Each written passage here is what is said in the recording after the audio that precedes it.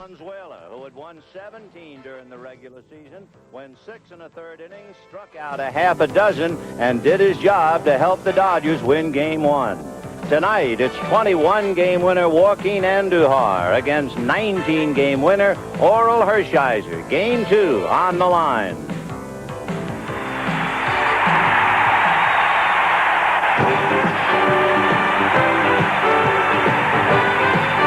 NBC Sports presents the 1985 National League Championship Series. Tonight from Dodger Stadium, the St. Louis Cardinals versus the Los Angeles Dodgers. Brought to you by Ford and your local Ford dealer. Have you driven a Ford lately? By Miller Beer. Miller made the American way since 1855. By Sony Super Beta, the VCR that gives you a picture 20% sharper than VHS. And by IBM typewriters. No matter how you look at typing, wear your type.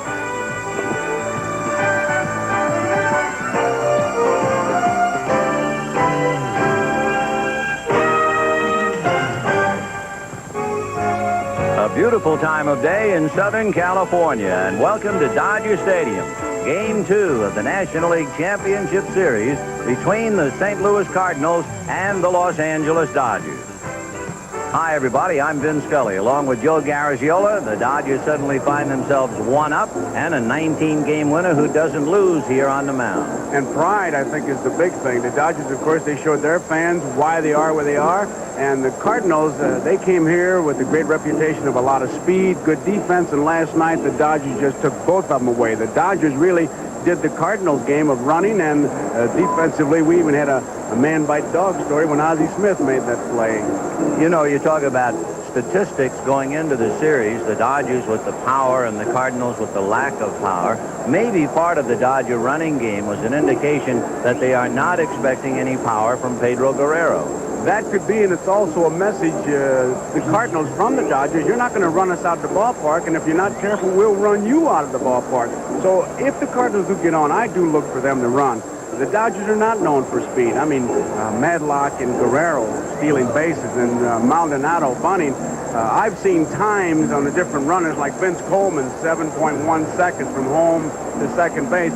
I don't think I've ever seen a time on Maldonado or Madlock. No, unless they use a calendar. Yeah. In looking at the pitching, John Tudor lost last night. He was the best of the staff. Andujar is a 20-game winner, the first to win 20 in the National League. But his last 9 starts very, very shaky. Meanwhile, Oral Hershiser has won 19. He's undefeated in Dodger Stadium, and his last 8 starts have been brilliant. Quite a contrast. And Fernando set the pace. Get ahead of those hitters, then you can throw breaking balls, and Coleman and McGee, you can really neutralize with breaking balls. Well, we'll find out all about it right on the other side of this.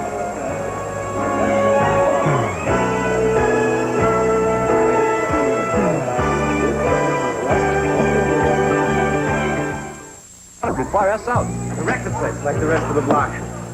This guy's been in our family for 70 years, so we said, go ahead, build your building. But build it around us. There's still a place where some things are not for sale, where beer is beer and the brand is Miller. Miller's made the American way. Miller contains no additives or preservatives. Purity you can see, quality you can taste. Miller's made the American way. Have you from St. Louis, and that kid on the mound in New York, and that youngster like myself in Houston. From all of us in the family of baseball to all you families who cheered for us, thank you for sharing a great season. Major League Baseball, a family tradition. Share it all. Hi, I'm Mike Socha of the Dodgers. A lot of people have been making saying a lot about the first 2 hitters in the Cardinals, Coleman and McGee, and it's true, they're probably the catalyst for the Cardinals, but there's a lot more to the Cardinals team than just those 2 guys, and if we get those 2 guys out, it makes it a lot easier, but there's 7 guys in that lineup who will run, and you sandwich them around Jack Clark, and you've got a tough lineup, so we can't just worry about keeping Coleman and McGee off the bases and think that we'll win. We've got to control the whole Cardinals lineup, and that's why they're in the playoffs, because they have a great offensive club. There is a defense for the Dodgers. Guerrero, Landro will be in center field tonight. Marshall is in right field. Madlock, Duncan Sachs, Brock in the infield, Socha and Hershiser, the battery. And the 2 men to key on with Hershiser pitching, I think, will be Duncan at shortstop, and Sachs at second base, because they are loaded with left-hand hitters. The Cardinals are, so the ground balls will be going to either one of those two fellas. If Hershiser has his good stuff, you'll see a couple of things. A lot of ground balls and some broken bats. Well, we'll also take a good look at Oral Hershiser as he'll be pitching to Vince Coleman, Willie McGee, and Tommy Herr. All of Hershiser's 3 defeats came on the road, and they all came within a 1-month span. June 8th at Atlanta, the 26th of June at San Diego, and July 7th in St. Louis. Interestingly, last night, John Tudor's only loss since May came against the Dodgers. Right, 0-1. In the middle of July, when the Dodgers and Cardinals met in a 4-game series here at Dodger Stadium, the Dodgers managed to win 3 out of 4. One reason, they struck out Vince Coleman 7 times. There's a line drive base hit. So where they struck him out once last night and McGee 3 times, he now gets the base hit, and now we're going to find out what it's all about. That we are. As far as the move, Hershiser, he has a good move, but when he delivers the ball, it's a big arm drop in the back, and his go to first base may give him a little bit of time. I got to believe he's going. It's just a matter of first or second pitch, man, and let's see what Socha will do. One thing Hershiser will do will hold the ball a long time, longer than usual. What he hopes to do, not so much with Coleman as with McGee. Some runners have a tendency, if the pitcher sets and holds the ball, the runner has a tendency to almost sink and drop and come down off the balls of his feet. And that was very close. He'll also change the tempo. Throw there quick, not as quick, that kind of tempo. He's got a good lead. 110 stolen bases, and Hershiser's off the rubber. Earlier this year, David Palmer of Montreal threw over to first base, actual count 13 times. And then when he finally pitched, Coleman stole second, and then for good measure, he stole third. And he gets back and just does. He had intentions of going, and we kind of watched yesterday. Joe Morgan, who did a great job on the pregame show, talked about how Coleman, when he takes that lead, lifts that front foot. He kind of twitched in there. The ball got there, but it was not really what you'd call an accurate throw, but you're lucky when you get it that close.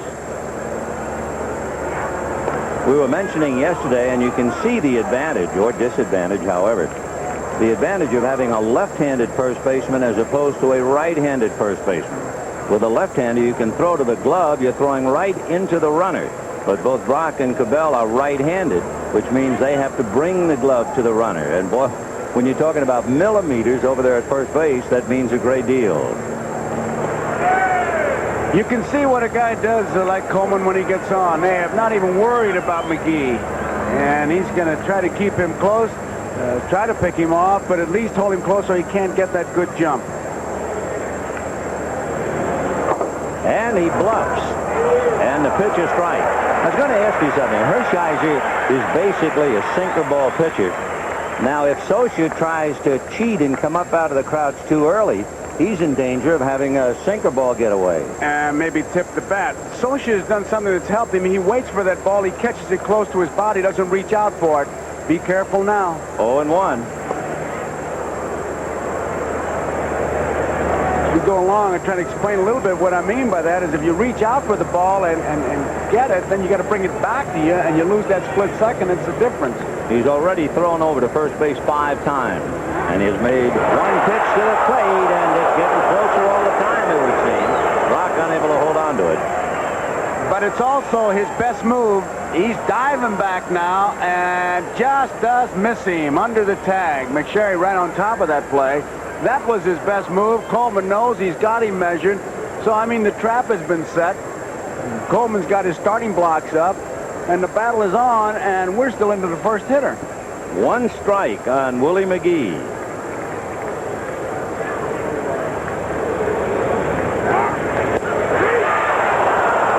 You know, in comparing during 1985, the Cardinals stole 17 out of 23 attempts against the Dodgers, and the Dodgers had a better ratio. They stole 12 out of 14 against the Cardinals. McGee is a perfect second-place hitter. He is just watching it like the rest of us are, not really getting out of kilter. 0-1. Socia cheating off the bag. He was ready to throw. He was hanging off the corner. He pitched out, and he started to go, and Coleman must have seen the tempo. Now that the guts comes in, will he double pitch out? Because you'd almost bet the house that he's going to go on this one. Now, he starts to go here, and he's going, and now something happened. The tempo sometimes, he says pitch out, warning sign. 1 ball, 1 strike. Boy, that was close.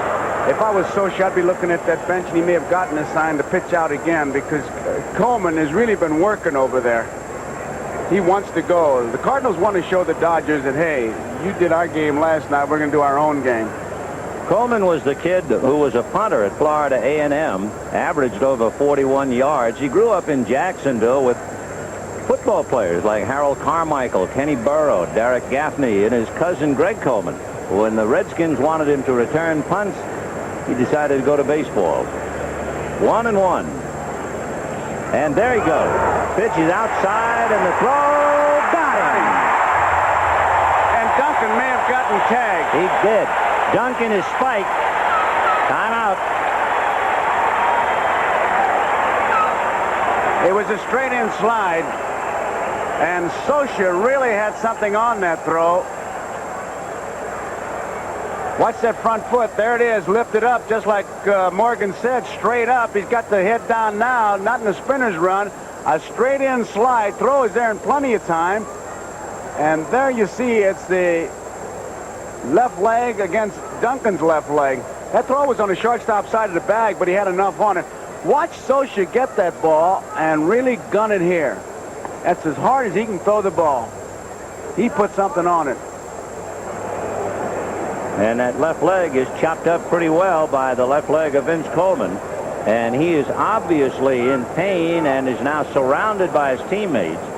And, of course, as we take another look at the eyes of Vince Coleman. You know what this reminds me of? What? Really and truly? Your constant complaint. The catcher gets hit by a foul ball, and the umpires... Here's a guy lying down in blood out there, and we're looking at Coleman for the 18th time. That's right. That's right. Coleman, the straight-in slide. Meanwhile, Duncan's right in the there. emergency ward. Yeah, there he's kind of stepping all over him right there as they tangle.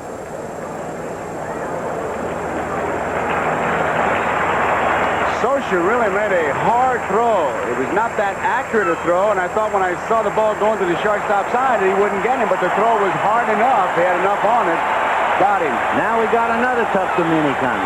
Oh, yeah. Another tough guy. All of them. Well, Duncan is going to play. It'll be interesting to see as we look at Vince Coleman down in the dugout along with Ivan de Jesus and others. Be interesting whether Duncan's range has been cut down. So 1 out, and they count 2 balls and 1 strike to Willie McGee. Well, you would have bet he was going to go after the pitch out. Socia went after him and really made a good throw. Fouled away, 2-2. So in other words, Hershiser made 8 pitches to first base and then came to the plate 6 times. That's the first time that Socia's been able to get Coleman. Coleman lists the tough catchers as far as getting him, and you'd be surprised at that list, Vin. 2-2, and off speed for ball 3. You don't get Coleman that much, but he was caught 25 times in the regular season. He says Pena's the toughest, Terry Kennedy, Jody Davis, Yeager, and listen to this one, Razor Shines. 3-2. Ground ball to the left, and Duncan kicks it. Recovers, forget all about it. So Mariano Duncan, unable to handle that hot potato.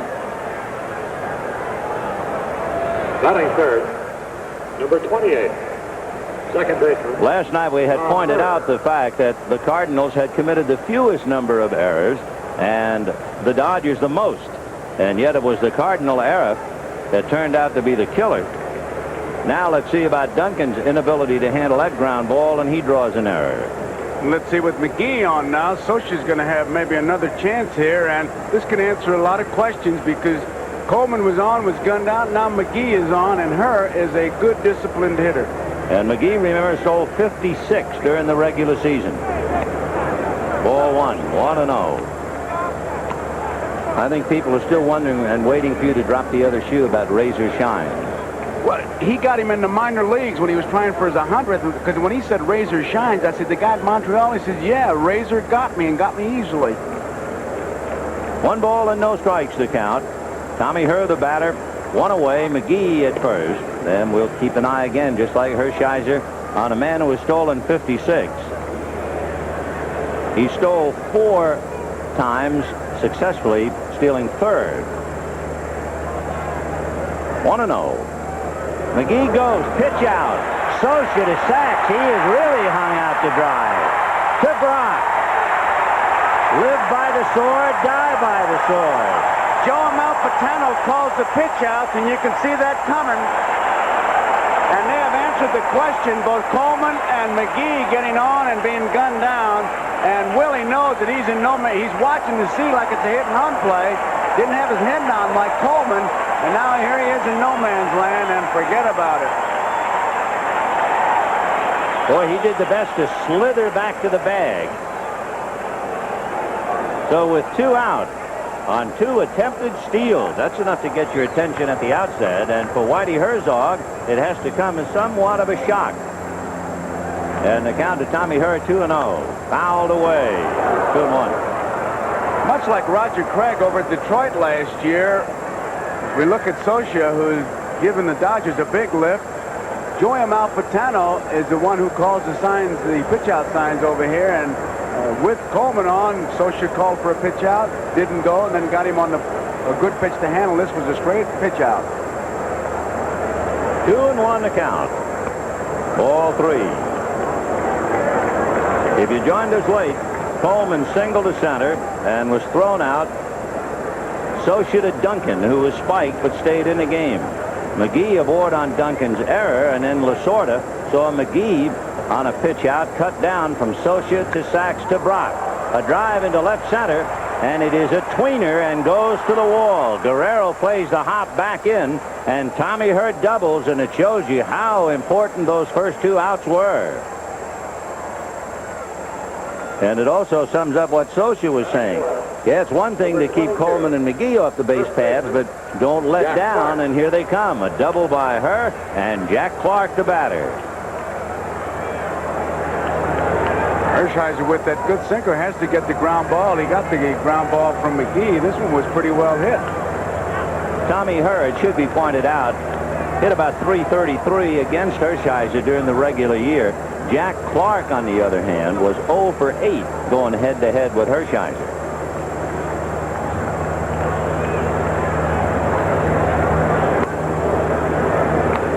No strikes. Hershiser, fastball, breaking ball. He also throws that split-fingered fastball as a changeup. Once in a while, he'll fall in love with his breaking ball, and they have to go out and remind him to throw the fastball more. 1-1. That's the strike. Bruce Fleming is the plate umpire. John McSherry at first. Terry Tata at second. Paul Runge at third. Jerry Crawford on the foul line in left. Dick Stello on the foul line in right. He also has that up-and-in fastball, and in talking to him before the game today, he was talking about watching Valenzuela last night, how he almost knocked the bats out of their hands by going up and in, as if to say you're not going to hit it out of the ballpark. Now, it's a different story with Jack Clark, who is a good fastball hitter. I don't care how hard or how fast you throw it. If he's looking for it, he'll get a good cut at it. 1-1, the count to Jack Clark. 2 down, first inning, just the start of things. Tom Herr at second, and a meeting now. Well, they got her at second base. You're going to make sure he's not flashing any signs, or it could be that Mike is giving the signs a bit too soon. Now, he's got a choice here. First base is open, but the man coming up is Van Slyke, a left-hand batter, so it's the option that Hershiser has. You would think he'd pitch to Clark to where he'd show him the fastball and not give him a fastball to hit and make sure it's the breaking ball. 1-1, the count to Jack Clark, trying to pick up Tommy Herr. 2 out in the first inning, no score. Little bird dogging by Sachs to make Tommy Herr retreat.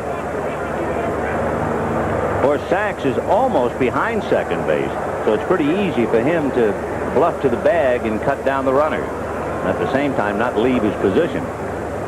1-1. Ball 2. 2-1. Hershiser, in his final 8 starts of the regular year, his earned run average was less than 1.5. and he was 11-0 here at Dodger Stadium in the dirt. And immediately Fleming will throw it out and put a new one in. We mentioned that last night. It's one of the things about Dodger Stadium. If the ball is in the dirt, the umpire will throw it out. It's that red clay mark on there, and when it comes up, it looks like a barber pole. Pitchers would love to keep it in the game.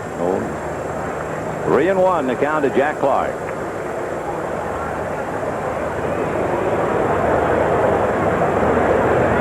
Fastball. 3-2.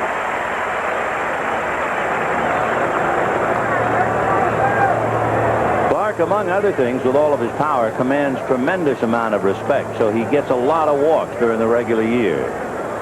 There was a case of that pitch just not being exactly where he wanted it, and that's the way you hit when it's 3-1. Make sure it's your pitch. 3-2. 2 down first inning, no score. Tommy Herr at second. Fastball, got him. Boy, what an inning.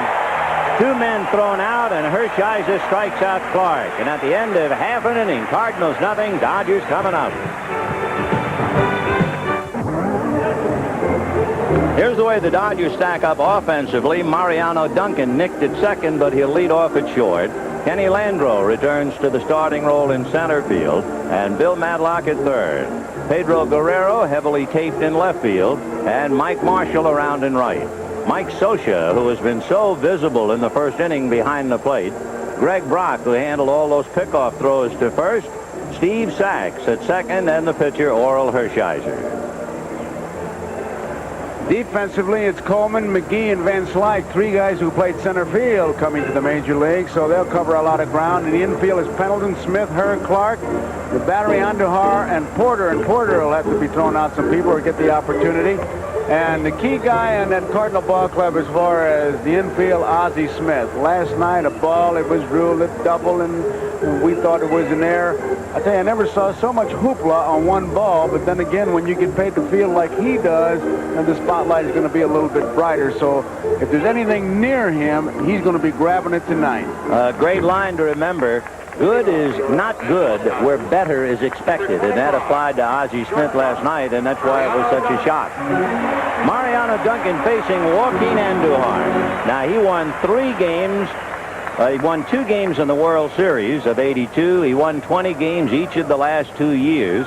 In his 21 victories this year, the Cardinals averaged 7 runs a game. He won by scores of 14-4, 14-0, 11-10. He had himself quite a year. Right. Psychologically, Vin, it's an opportune time for Duncan to bunt. The Cardinals, I'm sure, even out in the field right now, are thinking, can you believe that? Coleman and McGee both getting thrown out. Strike 1 pitch. They shorten up the corners, and that's going to be hit just beyond the Cardinal dugout. 0-2.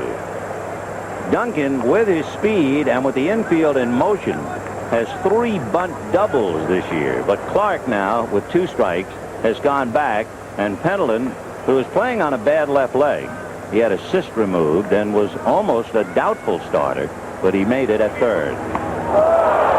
It didn't appear to be that close, but this is twilight time, and it's tough to see. And it's also the reputation. Andujar has that reputation, rightly so or not. It's a good pitch, high and tight, nothing wrong with it. And one of the things they say that Andujar's having trouble is that the hitters don't fear him anymore. That if you got too close, he'd move you back, and he started to do that tonight. You know, he was the first man in the majors to reach 20 victories on the 23rd of August, but he only won 1 of his last 9 starts. So he really wants to turn things around tonight. 2-2. He was 2-0 against the Dodgers, and lifetime 6-10. Ground ball to Pendleton. 1 away, and the big thing was to watch Duncan run, and he appeared to be okay. After being nicked by the spikes of Vince Coleman, it looked like Duncan was all right.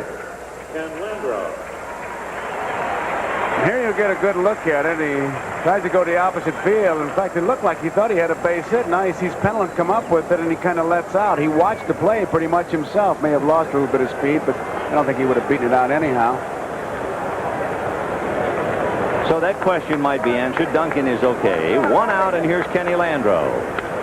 Hit foul down the line, out of play. Landreau, a pinch hitter last night, slide to center. Just a note on Andahar. There's not much finesse with Joaquin. I mean, he is a hard thrower. It's a three-quarter delivery. He'll sidearm you both with his fastball and his curve. And you just simply call him a power pitcher who challenges the hitters. 0-1. 1 ball and 1 strike.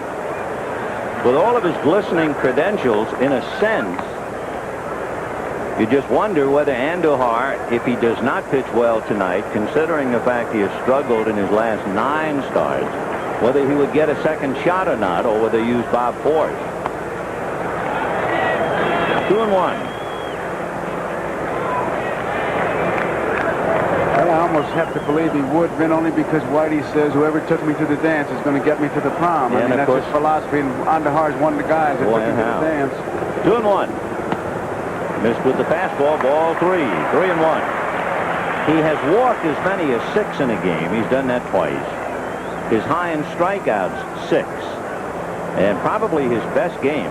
He went 11 innings against San Diego in July. Cardinals won the game 2-1 in the 12th.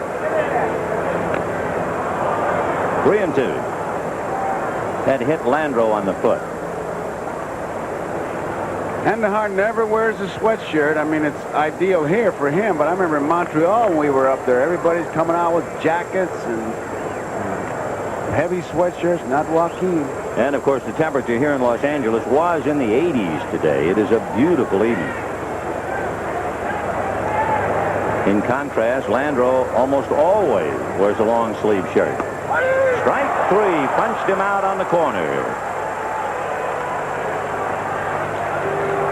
Batting third, number 52. So 2 out in the first inning, and the batter, Bill Madlock.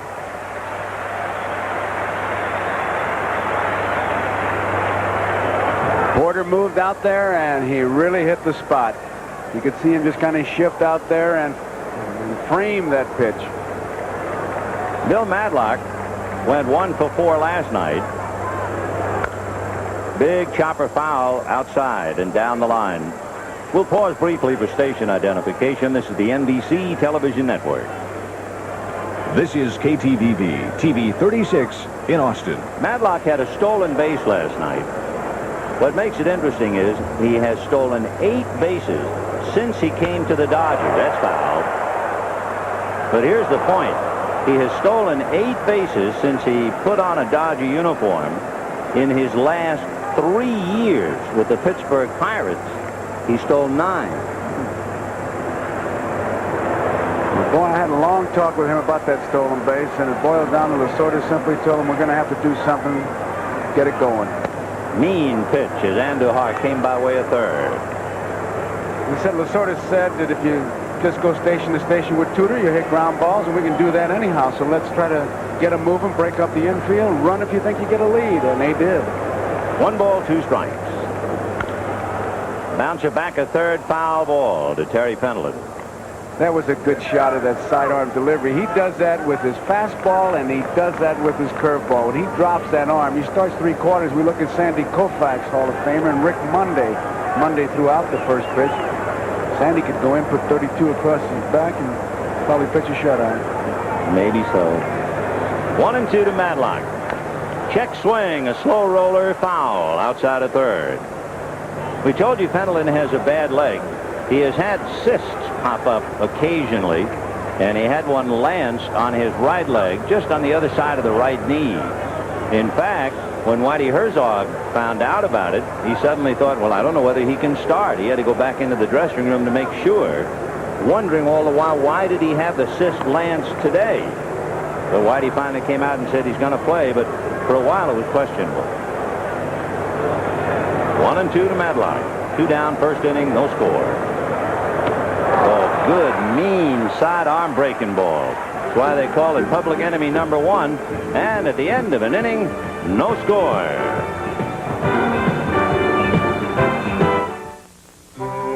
Ford Escort is the world's best-selling car. Nobody can seem to catch it. Escort outsells Nissan Sentra, Honda Civic, and Toyota Tercel by 2 to 1 or more. And with its more powerful engine, Escort could make the gap even wider. So while Ford Escort continues to be the world's best-selling car, The competition somehow seems to miss the boat. Get 8.8 financing at your Ford dealer now. I never got used to the idea of being a hero. There are no stars on a potato farm. I lived a simple life here. A really good life. There's still a place where people don't forget where they came from. A place where beer is beer, and the brand is Miller. Miller's made the American way. Miller contains no additives or preservatives. Purity you can see, quality you can taste. Miller's made the American way. You've never heard of him. Who are you? Only the president and 3 others know he exists. Stop! We've got a problem, George. Some joker walks into one of my plants, and now you're telling me he doesn't exist? The only weapons he needs are his mind and his body. Who are you? Now, there's a new name in high adventure. Remo Williams, The Adventure Begins. Rated PG-13. Opens Friday, October 11th at theaters everywhere. Sunday Funky's a dancing fool. I've got lots more rhythm than a tree stump. Then on Silver Spoons, when Kate redecorates, will the guys take a powder? Sunday. Beautiful time of day here in Southern California, and overhead, the Goodyear blimp Columbia. Pilot Captain John Creighton from Hermosa Beach. You know, a Goodyear blimp made its first postseason baseball appearance in the 1926 World Series. The St. Louis Cardinals versus the New York Yankees. This is its 60th consecutive year.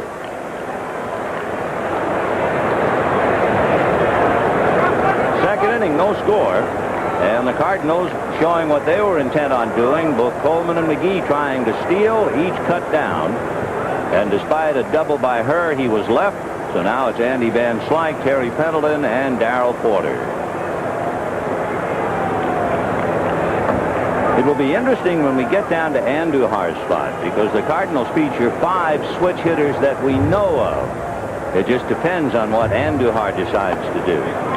Will he go up there and hit left-handed, consequently exposing that valuable right arm where it would be in danger of being hit by a pitcher now? You know one thing, the catchers give him a lot of room because that backswing of his, he's liable to clonk you. 1-0 to Andy.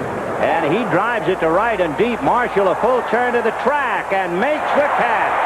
Boy, that's a big league outfielder's play. Turn your back on home plate and come by and pick it off, especially at 6:07 local time. You can see that he didn't have that ball until he took that second look at it, and when you can turn your back like he did, that's just sheer confidence. He knew he had room, but he had to find that ball. I tell you, it's not that easy, as you pointed out right about now, Ben. The lights are not that effective. Oh, no. It's only a little past 6. Beautiful evening, not a cloud in the sky, and the lights not taking any effect. Ball 1 to Terry Pendleton. Pendleton went 3 for 9 against Hershiser. The kid from Fort Hueneme struggling a bit with the bat with a .240 average. 2-0. On deck, Darrell Porter.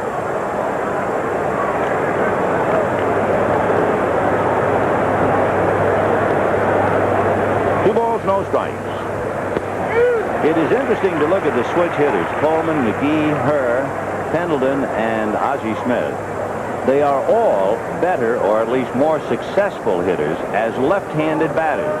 Consequently, when you check, you see the Cardinals have been eating up right-handers. The Cardinals are better than 2-1 against right-hand pitching. Against left-handers, they're just a little bit above 500. And they pick up a couple steps from Coleman and McGee, and with those two fellows, that means a lot. The ground ball hit left-handed, they can beat it out.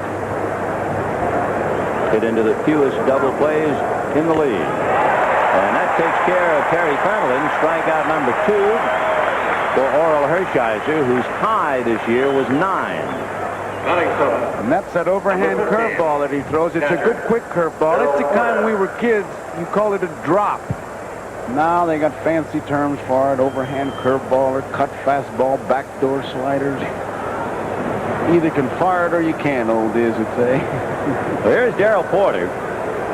He was on the DL twice this year, so he had only 3 at-bats against Hershiser, and he went 1 for 3. He had a broken big toe on his left foot and a broken index finger.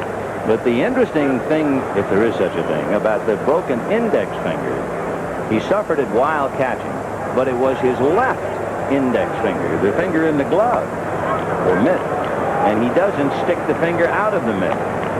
And Whitey Herzog was commenting, saying he had never heard of it before, how a catcher could break a finger inside the mitt. Well, here's proof positive, as they say in the ads. 2-0.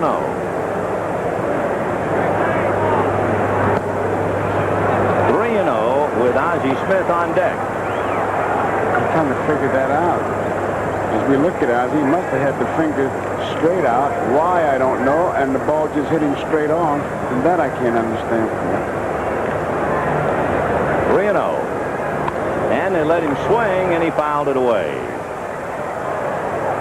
So Porter given the green light 3-0, and the count now 3-1. 2 down, top of the second, no score.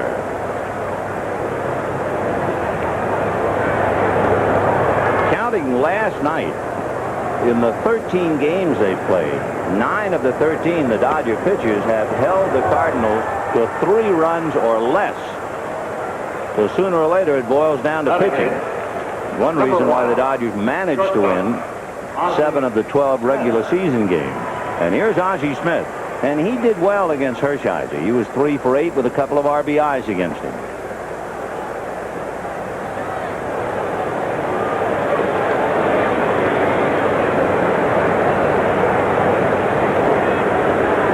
Porter was 6 out of 7 in stolen bases. We certainly don't expect him to go, but we do point it out.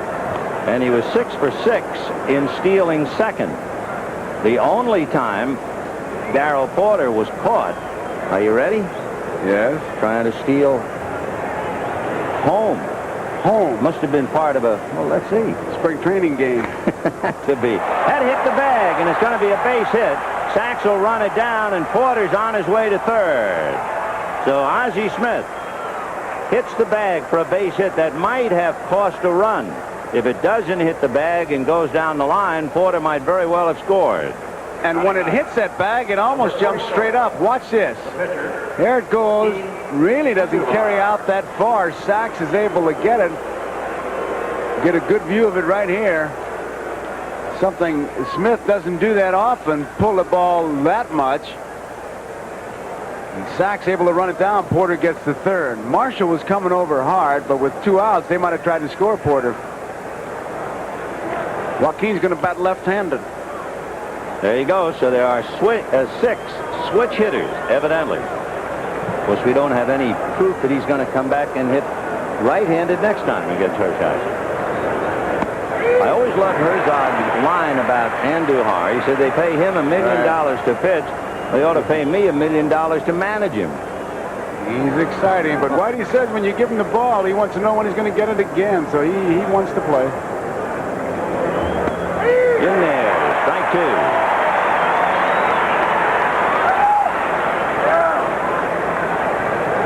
Andujar has 10 hits this year. Watch him get that good curveball this time. 0-2. And with those 10 hits, we should point out, he had 8 runs batted in. So he has Darryl Porter 90 feet away and Ozzie Smith at first. 2 out, no score, second inning. Strike 3 call. So the only major leaguer to strike out more than half of his career at-bats, Joaquin Andujar, and at the end of an inning and a half, no score. These are Looking at runner at first, and that's a great picture because if he can't see the runner looking over his shoulder, that means that the runner's got too big a lead and you should back off. Now, obviously, he sees the runner because he starts into his delivery, got his eyes on that target. Now, watch the twist of that arm on his curveball. Here it comes. Look at that. You can really see the rotation, and all Andujar could do was just watch it float across and say, I couldn't hit that with 4 bats. So it's a case of the Cardinals squandering some opportunities, and Orel Hershiser has worked his way out of a couple of jams as he sits with pitching coach Ron Perinoski, who was famous for working his way out of jams. How many guys do you think would go to broadcast school if Hershiser throws that consistently? There are a lot of them thinking about it. You know, Dale Murphy of the Atlanta Braves, who is certainly a premier player in the league, And Dale was quoted as saying that he thinks Hershiser might have the best stuff of any pitcher in the league. Pedro Guerrero, Mike Marshall, and Mike Socia in that order. Bottom of the second, no score. Let's see Guerrero's hands. Does he have that little bowling contraption on the left hand? Yep, there it is. So he's heavily taped and wrapped.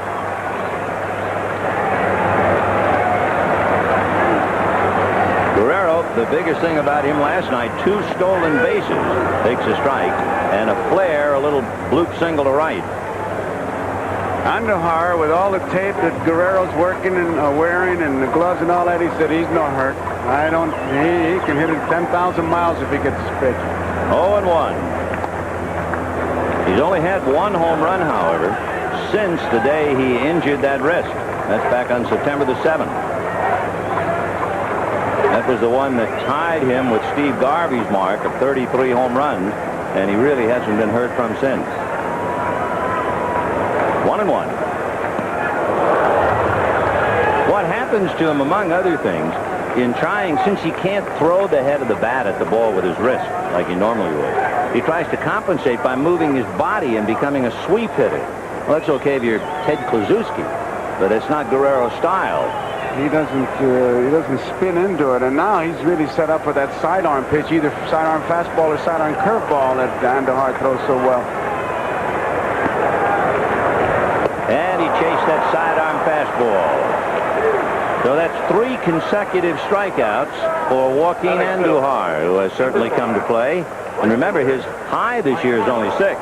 It's not a strike, which makes it a doubly good pitch. Way out of the strike zone, Guerrero starts, and he can't stop. That's a tough pitch.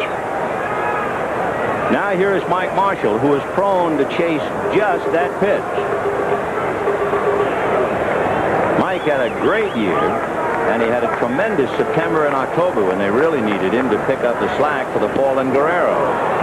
0-1. Mike's been taking extra batting practice.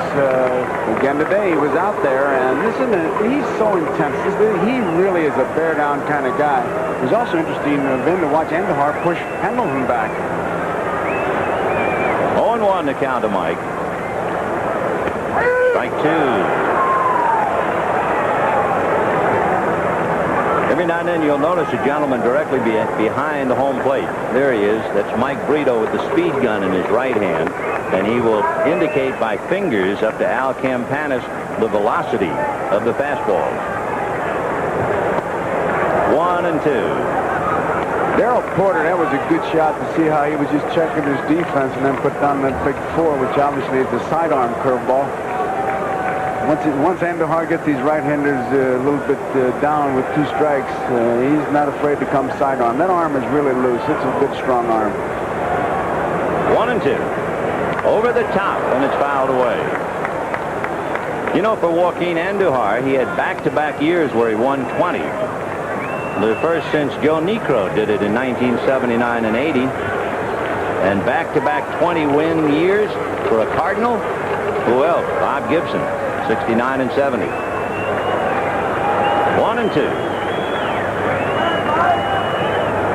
1 out, second inning, no score. Sidearm him, and down he goes. And now we really got a string going. He really bears down. He's looking right at Porter. He wants that sign. Now he knows what he's going to throw. Now he's looking to see where I'm going to throw it. And look at that determination. You don't think it's tough to keep that body in that batter's box? I mean, that front leg starts talking, let's go, man. This is no place for me to be, and you got to talk to that leg to stay here.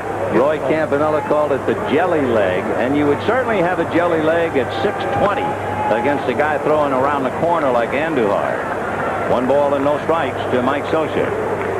We mentioned last night that he came awfully close to being the first Dodger catcher to hit 300 since the great Roy Campanella did it 30 years ago. Big bouncer to Clark, and that will be that. 6 in a row retired by Joaquin Andujar. And at the end of 2 at sunset time, no score. We'll be back after these messages from your local station.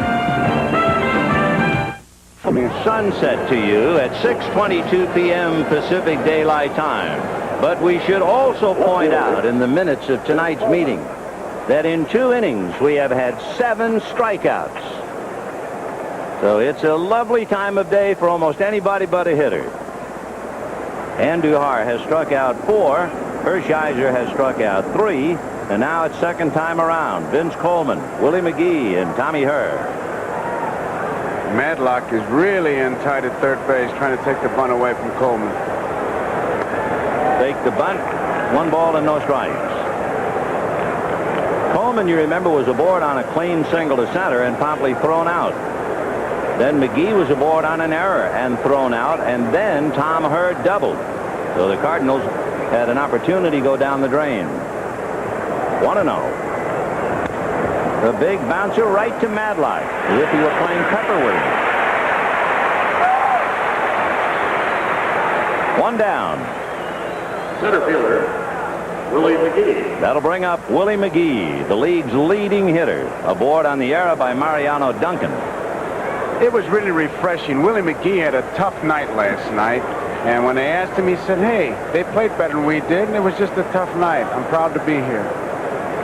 He's a champ in a lot of ways. 1 out in the third. Ball 1, 1-0. It was nice, too. McGee didn't forget. When he came up to the Cardinals, Ozzie Smith kind of adopted him and helped him along. And then this year, when Vince Coleman came up, McGee decided to adopt him and help him along. 1-1.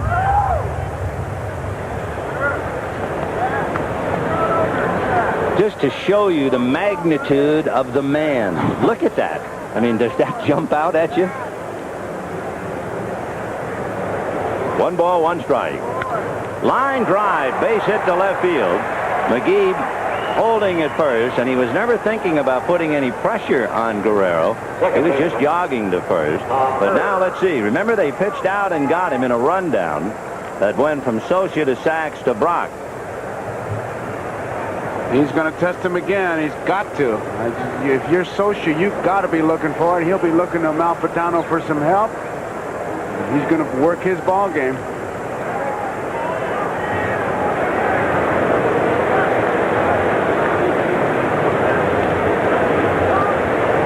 McGee with 52 stolen bases of second and 4 of third. Hal Lanier apparently hollering something down from the third base coaching box. I think what happened was he put on a sign for Herr, and then he wasn't sure that Herr got the sign, and he hollered to him to back out. Fleming got involved in it, too, for some reason.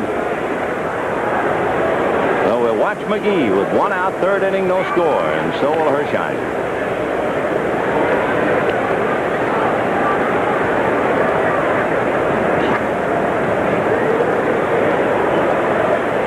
Remember we talked about Hershiser holding the ball a little longer on some of the runners? McGee is one of them. He might, and of course he will vary the time, but he would like to come set, hands together at the belt, and hold a little longer, hoping that McGee, who will be on the balls of his feet, will suddenly drop down and become almost flat-footed. And Willie has a tendency to do that once in a while. He has not taken his A1 lead, and Hershiser hasn't given him his big move yet. It takes him a long time, Hershiser, to unload that throw to first base. What he does is, and they call it long-arming the ball, he'll even do it when he feels a bunt. He'll take it and he'll bring that arm full extension. What the Dodgers want him to do is throw over there like a second baseman. Hurry it. Bend the elbow. Don't long-arm the throw.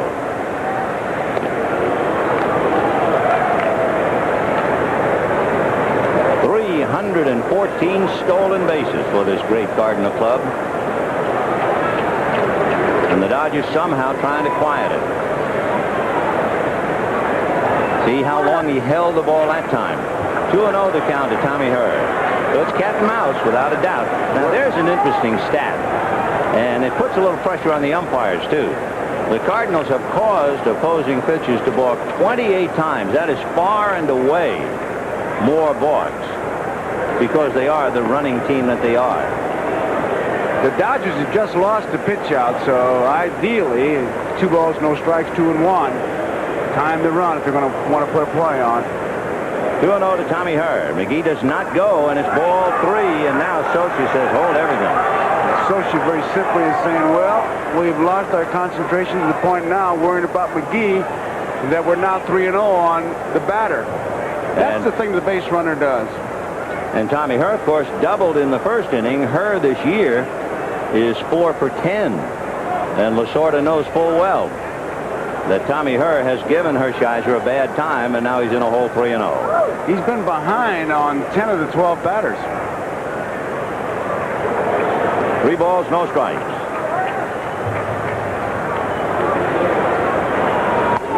And now he is really in trouble. 2 on with 1 out. And Jack Clark coming up, and Ron Perinoski going out to talk to him. One of the things that Hershiser does, he gets too fine before he really has to, and it looked like with Tommy Herr, that's what he was trying to do, get too fine. And with this Cardinal ball club, you get the nits and gnats on these lions and tigers. The Clark said they're going to eat you up, and right now, as you point out so well, he's in trouble. Jack Clark, who struck out in the first inning, and who is 0 for 9 against Hershiser, becomes a very, very hungry hitter at this stage. He's got to be saying, if he throws me a fastball in his first pitch, I'm going to go to work on it. If it's near the strike zone, he's not going to be that particular. He wants to knock in some runs. And it will be interesting to see if Perinoski has said to Hershiser, look, don't try to make the perfect pitch with McGee at second and Herr at first. Make a good pitch, but it doesn't have to be perfect. Don't fall behind on Clark. Cardinals threatening, 1 out in the third. And, of course, with McGee at second, among other things, you have to worry about double steal. Tommy Herr is no slouch. He's stolen 31 and only been caught 3 times. So we got rabbits out there.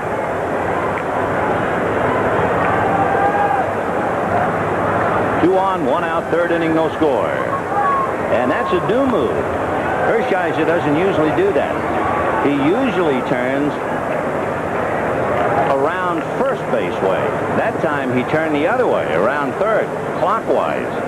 They were practicing that on the off day, just as a kind of a refresher reminder course. Well, that's on-the-job training because that's not his normal move.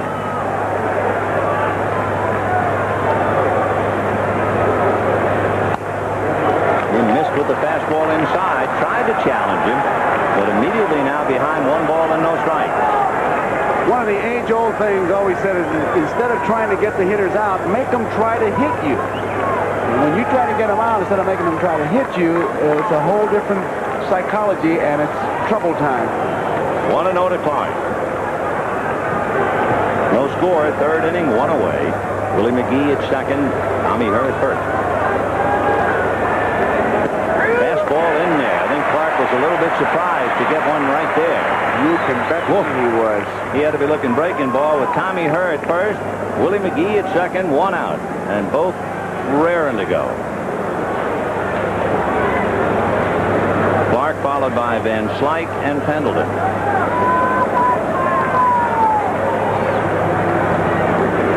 Fouled off, 1-2. That's the pitch he wanted. It was inside part to play it. He had a pretty good cut at it. And with the foul ball, 1 ball, 2 strikes, Clark knows now that the hammer is in Hershiser's hands. When you look back in the books, you see that the Cardinals won 101 games and hit less than 100 home runs. Last time that happened, it was a Cardinal team in 43. They have all kinds of ways to beat you. But here's the guy who can beat you with 1 swing, Jack Clark.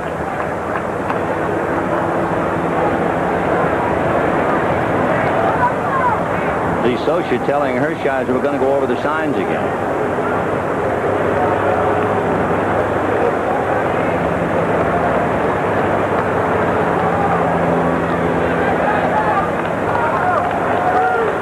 And there's the bluff. Sachs had never moved, so that was strictly Hershiser's part.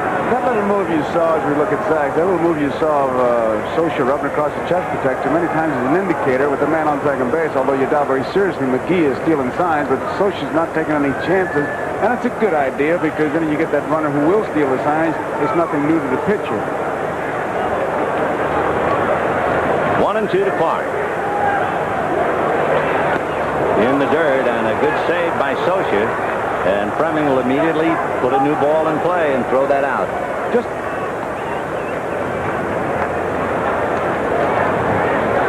it's a breaking ball, and Sosha, he's like the team bus back there. He just gets in front of it. He's taught well by Roy Campanella. Well, you practice that. I mean, as a grown man, you got to go down to the pits and have guys bounce balls off your chest all day. So you can go home and tell your kids, "What'd you do, Daddy?" "Oh, I let a man beat a ball off my chest all day." Another day, another bowl of rice. 2 balls, 2 strikes. 1 out on the third, no score. And the pitch to Clark. Big bouncer foul. Man, while we got a chance here, that thing about rubbing across the protector, just very simply, if one was a fastball and I rubbed across my protector, it could switch the sign. If I didn't rub across it, it would stay the same. You'd make that up before the game. If I gave a series of signs, say 1 fastball, 2 curve, 3 change of pace, if I rubbed across, it would be the first sign you saw. If I didn't, it'd be the last sign you saw. It's very simple, but that's the indicator. And sometimes you'd even use your mask instead of the chest protector. Exactly. It's just you don't want to make it too tough for the pitcher because you don't want to hear him rattle when they shake it off. But it's the guy on second that scares you. 2-2. In the dirt, and that gets away. McGee is to third, rounding third, coming to the plate. The throw is not in time. Down to third goes Tommy Herr. And just like that, the Cardinals run their way to a 1-0 lead. He broke immediately. It was a breaking ball. It really caromed off Sosha, and watch where this ball hits. It hit off his right arm, and for a minute he couldn't find it. Now he's hustling all the way, but there's a lot of room back here. And McGee, of course, with that great speed, forget about it, it's not even close. Watch McGee. Now he knows right here. I mean, he's coming all the way. So it's a 2-base wild pitch. Just after Sosha had shown you how to handle 1 in the dirt, the second one got away. And it is 1-0 St. Louis in the third. The gift run. And now let's see what Clark does. The Dodger infield has to come up with a runner at third and 1 out. And he promptly hits a short hopper to Sachs. The runner holds the out at first. Steve had to dig that thing out of the dirt, and Tommy Herr had nowhere to go.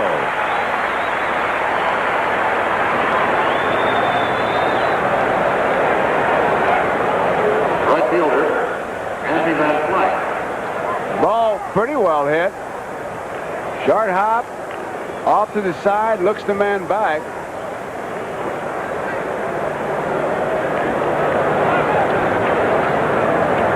So with 2 down and Tommy Herr holding at third, here is Andy Van Slyke.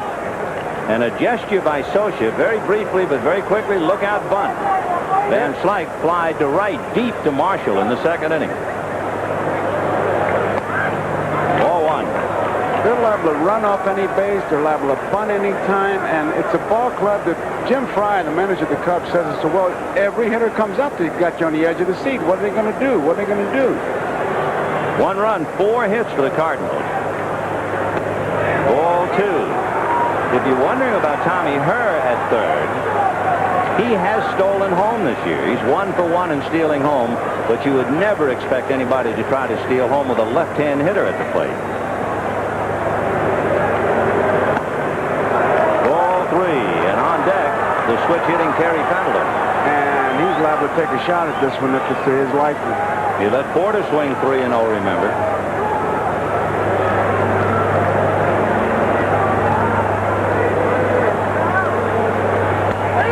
Right, 3-1. That certainly wasn't a pitch to drive. It was about at the knees, outside part of the plate. Lasorda muttering about wild pitch in the dugout. And it is 1-0 St. Louis. And that one is a check swing. 3-2. Sosha is looking and questioning about that. He's calling a strike. Yep. Watch this curveball. Now, once it hits the ground because of the spin, it'll break towards Sosha. See how it breaks in towards the left shoulder? And that's what, it's really a tough play. Now, you can see Fleming calling the strike immediately. That ball got away from him. he got over there and got a piece of it with his right shoulder, but it was so far out of the strike zone he really had no chance. He blocked that one nicely. Whitey Herzog chewing on that tobacco plug with pitching coach Mike Rourke leaning over the rail. 1-0 Cardinals in the third. 3-2 to Andy Van Slyke, and there's the ball forward. So Hershiser is really struggling. The Cardinals have had men all over the limbs in each of the 3 innings, and they've gotten 1 home so far. And with 2 outs, as Peranowski goes to the phone because the trouble Hershiser's in, you can't take for granted with those 2 guys on base. They're going to wait to see what Pendleton's going to do. You got to be alive here for a possible attempted double steal. 8 of the Cardinals' first 14 batters have reached base. And here's Pendleton, who struck out in the second inning. 2 out in the inning, 1 run over, and the Cardinals leading 1-0.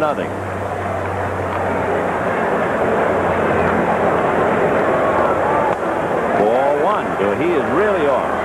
Down in the bullpen, Bobo Castillo and Carlos Diaz. Diaz, the left-hander. Hershiser is due to bat third when the Dodgers hit in the bottom of the third. He's battling to stay in the game.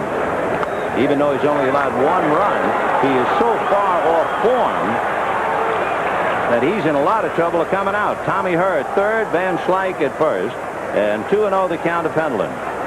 Madlock's going to come in to talk to him just to break the mood, but that last pitch was an indication to me at least. Vin Scully almost caught that ball sideways. I mean, so he could try to borderline that strike to try to help him. I mean, sideways. He didn't have to face the glove up, nor did he have it down. It was sideways, and he caught it that way, hoping to maybe get that borderline strike. A big heave and a sigh by Hershiser told a great deal. 2-0 to Terry Pendleton. High fly ball to left. Guerrero has a play. He's got it. Hershiser wobbly, staggers, and allows only 1 run. So he got out of it certainly cheaply enough. At the end of 2.5, the Cardinals won, the Dodgers nothing. Around here people seem to say it all without saying a word. There are still places where you can shake a man's hand, buy him a Miller, and you've got yourself a deal. Miller's made the American way, born and brewed in the USA, just as proud as the people who are drinking it today. Miller Beer. Purity you can see, quality you can taste. Miller's made the American way. You gotta find a home of your own. You gotta sell the one you've outgrown. You gotta transfer to places unknown. Well, all you gotta do is pick up the phone, put number 1 to work for you. People who get things done. We find more first homes, move more people into bigger homes, and help more people on the move than any other real estate team. Put number 1 to work for you. Century 21. At 11:15, he was uptown, uptight, and longing for love. 6 hours later, he was downtown, desperate, and hiding in a statue. Can you let me out of this thing now? How he got there could only happen after hours.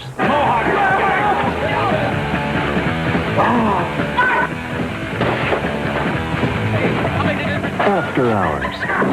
Lighten up. Rated R. Now at select theaters, coming soon to additional locations. Monday Bloopers rise again with practical jokes on Yankee slugger Dave Winfield and Ned Beatty.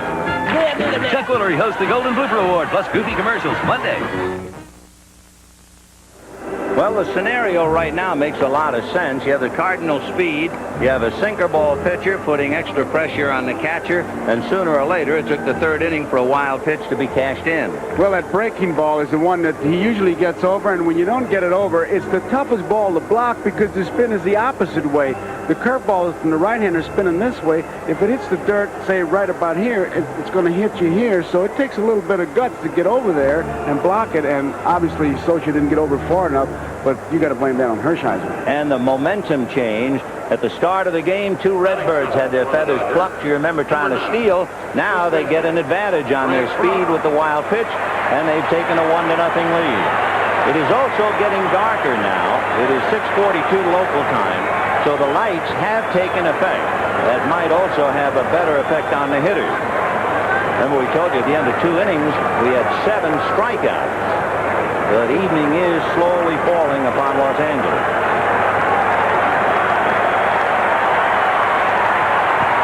Greg Brock to start it off. Ball one.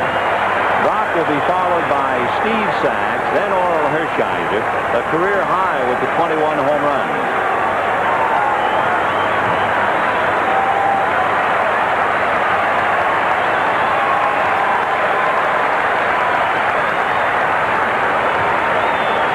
No strikes.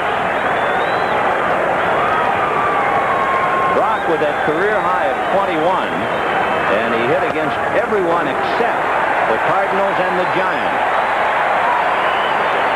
It was a long inning for Andujar. You just wonder.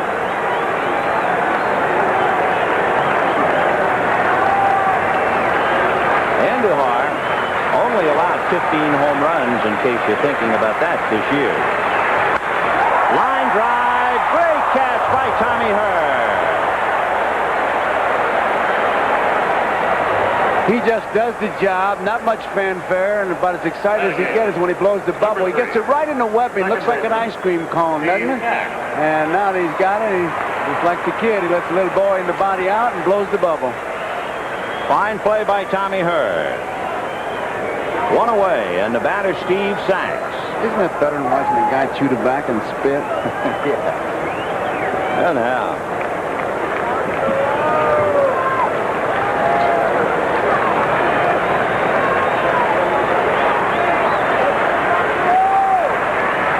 Sachs, 2 hits in 3 at-bats last night.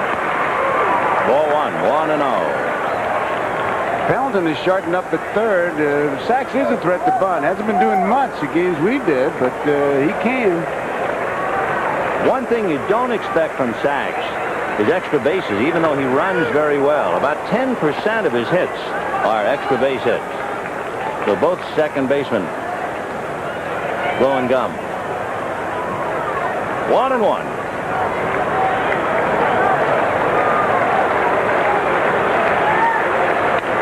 Ground ball by the mound, back a second into center field.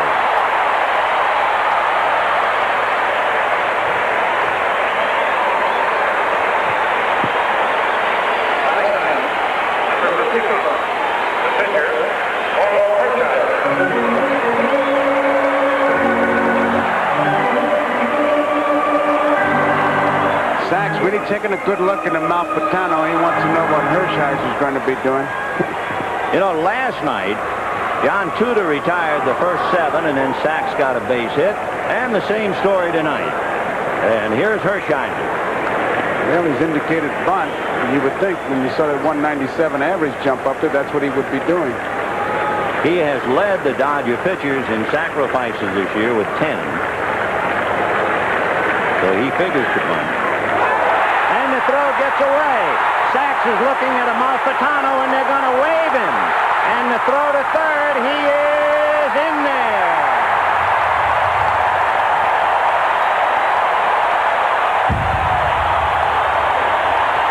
And Whitey Herzog has to be thinking, why?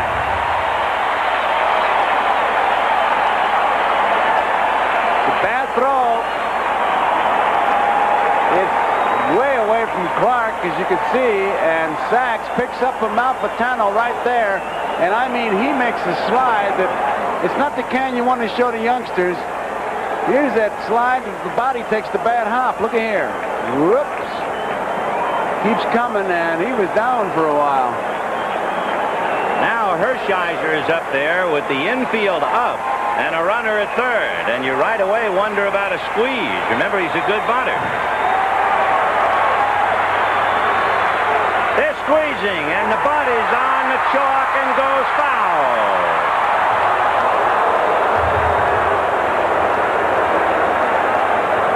They're going to play safety squeeze with a guy like Sachs. And if that ball, it was almost a perfect bunt, I'll tell you. Look at here. Sachs sees the ball down. Here he comes. And Clark way back there. Look at that ball hug the line. Andujar wasn't about to let it roll in there. He hustled all the way off the mound. Well, I tell you one thing, watching Lasorda all year, that was no surprise. And it is no surprise if he tries to squeeze again. 0-1. 1 to count. You think he'll do it back-to-back? Oh, no, you know Hershiser hit almost 290 against the Cardinals. Clark is up. I doubt it. I wouldn't think he'd do it here. Yeah! And he fouled it off. So they're squeezing back-to-back. And the count 0-2. Boy, Lasorda, you talk about throwing everything to the wind. I mean, he as much as saying, I don't care now. Clark wants to talk to Porter and find out what's running through his mind. You have to remember, too, that on deck is Mariano Duncan, a switch hitter who does not hit that well left-handed. He's a .220 hitter as a left-handed batter. You know, just for the sake of finding out something, to even break up the momentum right now, I would just pitch out. You got the luxury, 2 strikes and no balls, just to see what's going on and break up all this hype that's going on. Sacks at third, 1 out. Third inning, 1-0 Cardinals. Andujar twice seeing Hershiser tries to squeeze in the run. Not this time. Full swing, base hit.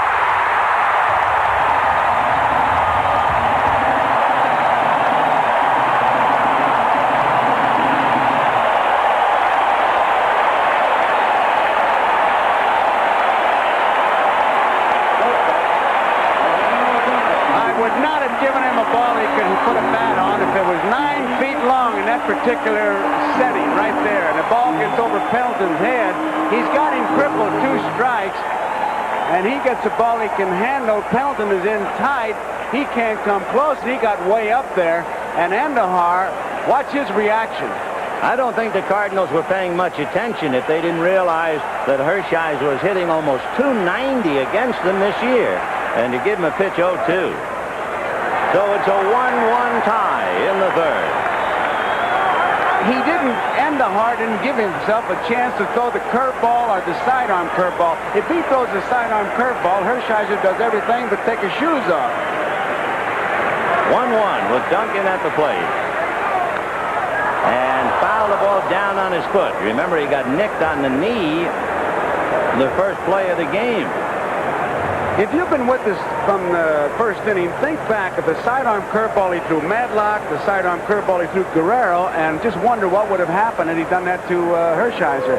Here's the foul tip off his foot, and I tell you, he is really taking a beating tonight. So Mariano Duncan with a bad right foot and a sore, maybe spiked left knee.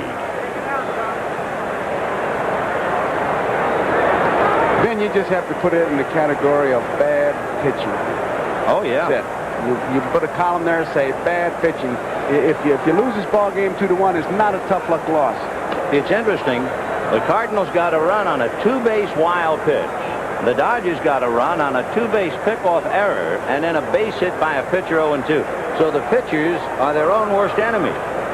But it's one thing to make a wild pitch with McGee at second, but it's also another thing to make an error with your 8th place hitter Sachs at first base and the pitcher coming up who wants to bunt him. What's he throwing over there for in the first place? Let him bunt. So Duncan still trying to get some feeling back in the right foot, and here's where he took a lick on the left knee. Vince Coleman sliding in to get him. Clean slide. He went straight into the bag, but Duncan was right there. So first a bad left knee and now a sore right foot.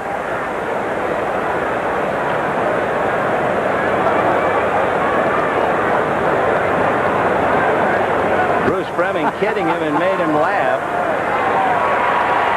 I tell you, he's got a great sense of humor, that Fremming. You can see whatever he said, it broke the mood. 1-1 the count to Mariano. Of course, he is always being reminded about it, but his one little battle cry as a ball player is, you've got to play with enthusiasm. And he needs all the enthusiasm he can get right now. 1-1.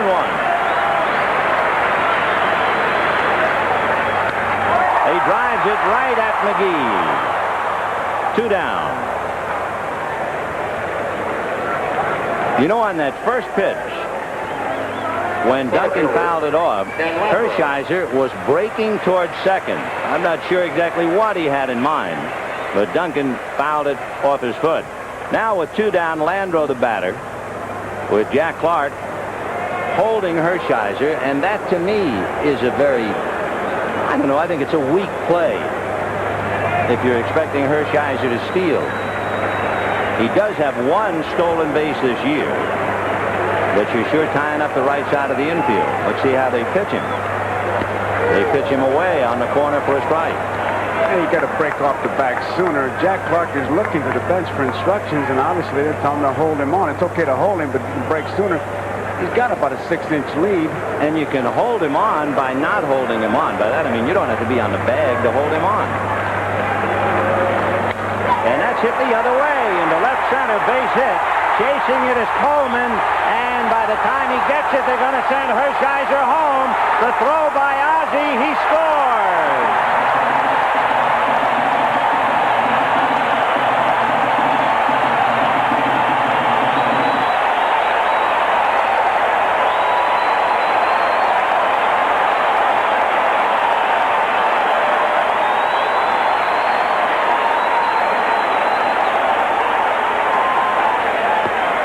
Coleman cuts that ball off before it gets to the wall. Hershiser is running very hard.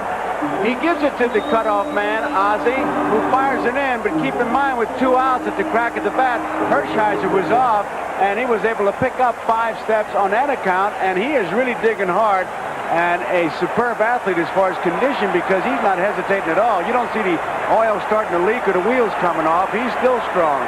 It probably sums up another reason why Clark held him on the bag. The fact that they were trying to pitch Landreau away, not let him pull, but they got burned by it. Remember, the first pitch was a fastball on the outside corner, and then the second pitch, he hits up the alley in left center. So now Madlock trying to pick up Landreau. 2-1 Dodgers.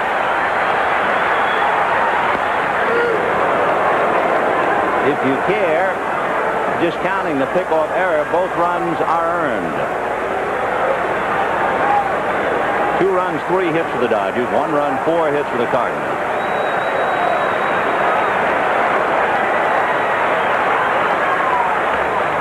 Ooh, burn your knuckles with that one. 1 ball and 1 strike. Joaquin Andujar, 21-12, but in his 12 defeats, 5 of those 12 defeats, the Cardinals were shut out.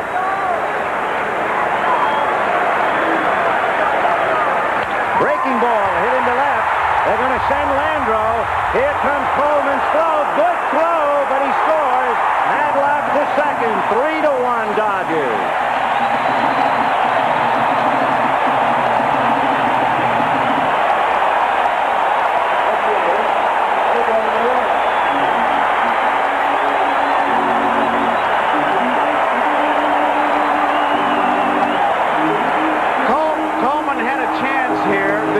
A short hop throw. He had something on it, but it was a tough throw for Porter to handle right here. He's in good position.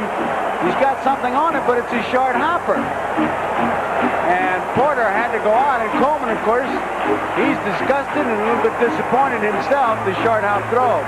Mike Rourke is coming out to talk to him, to Andujar, and settle him down as we look at Herzog. Now remember, in the inning, the first batter was Greg Brock, and he was robbed of a hit by Tommy Hers. So you had a base hit taken away, and now 3 singles and a double.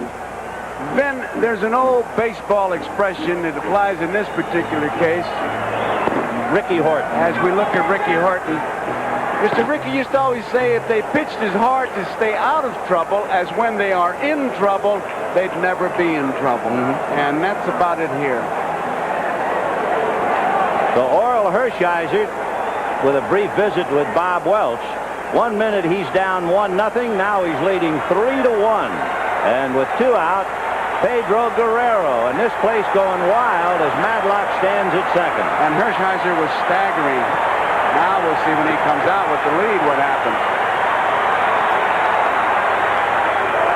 High breaking ball. 1-0. Hershiser isn't sitting down. You'd expect him to be using every second to stay off his feet. Adrenaline is pumping now, man. He's going. 1-0 to Guerrero. Hard breaking ball low. So he's been up and down, and he's behind 2-0.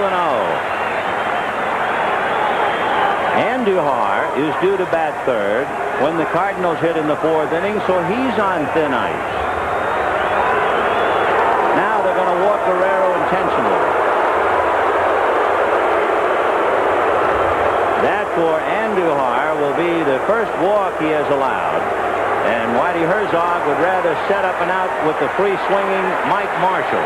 And again, Whitey Herzog indicated that even though Guerrero has the bad wrist, he fears him just a little bit more than most people do, because Marshall Healthy is a free swinger, a hacker. He'll get his swings. Mike struck out in the second inning. 2 on, 2 out, and 3 in. Dodgers 3, Cardinals 1. Andujar struggling to stay in the game. Fastball, and it's missed.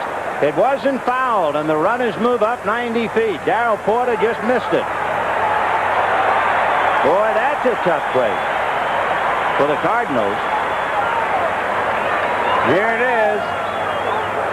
3/4 looks like a fastball, and it was sailing in, and it just hit off the heel of the glove. It looked like he was just completely fooled by it, like he didn't see it. He really boxed that one up.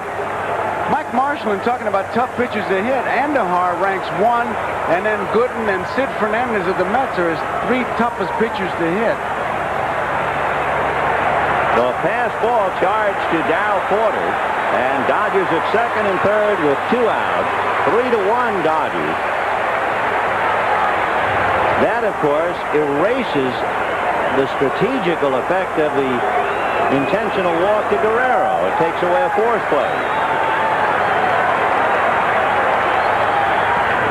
In there, on the corner, strike 2. Cardinals have had everything in this inning except the block kick. Well, you had the line drive catch by her. You had the pickoff throw when Andujar threw it between Sack's legs. There was no way that Clark could get it. And then Hershiser twice tries to squeeze and then singles in a run 0-2. Breaking ball is lifted to right. Van Slyke has the play. And that's the inning, but it's a 3-run inning for the Dodgers. 3 runs, 4 hits, 1 very big inning. And at the end of 3, the Dodgers 3 and the Cardinals 1.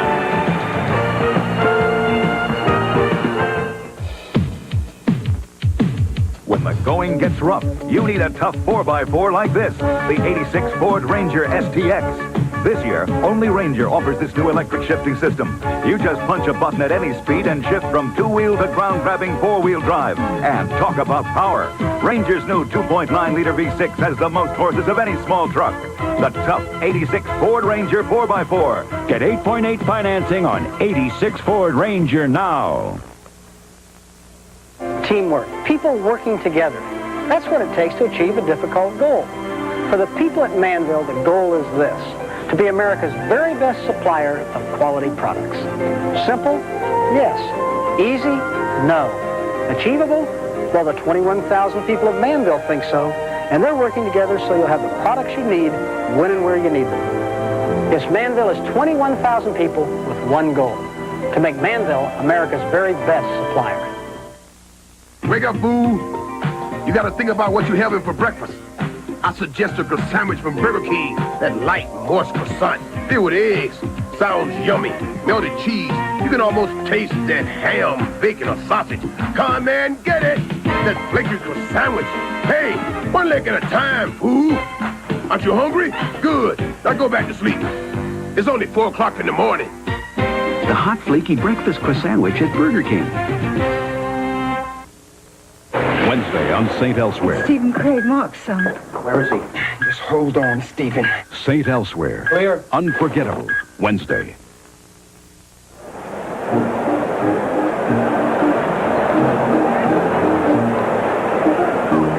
A magnificent evening here in Los Angeles.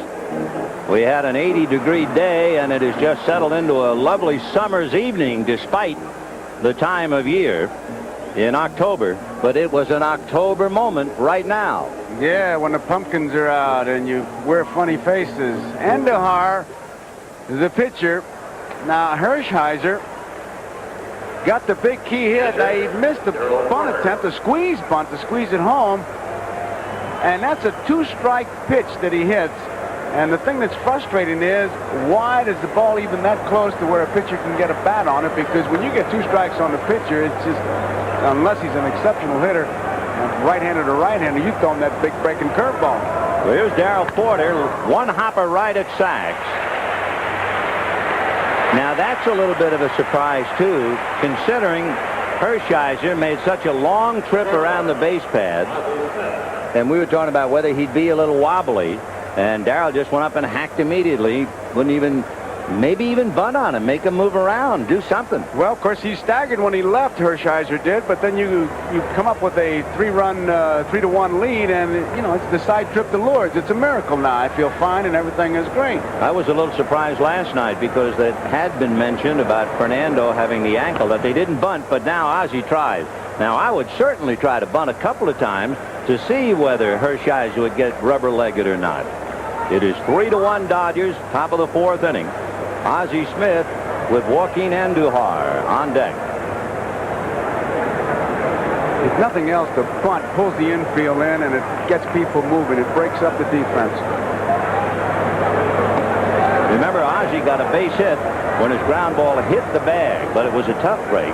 If the ball doesn't hit the bag, it's down in the corner, and Porter would have scored. As it was, he got to third and stayed there. 1-2. What does it mean to bunt? Go back to Hershiser's play.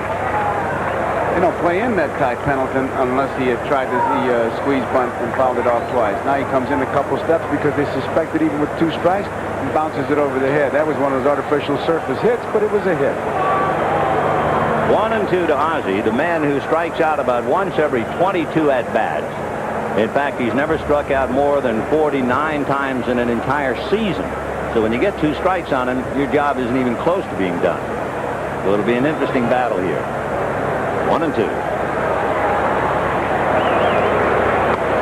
2-2. You talk about striking out. I get that Hall of Fame newsletter, and Joey Sewell's going to be, I think, 87. I think he struck out twice one season. One season. What a different game.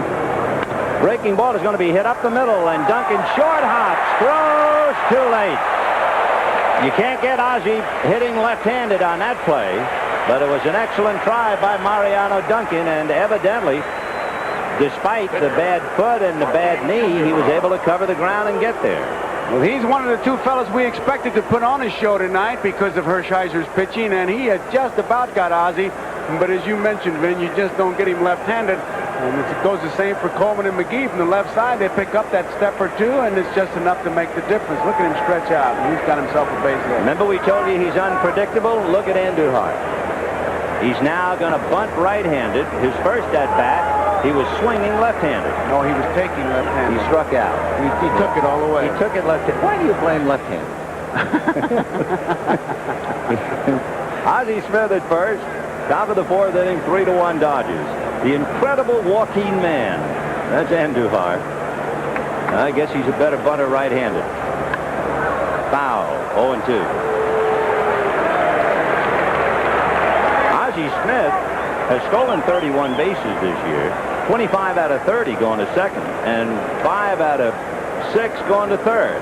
He's been caught trying to steal home once, so they got some wheels over there. And last night, he stole a base with 2 outs. He gets a single at left field, and you figure, well, he's going to stay there and let the pitcher bat? No way.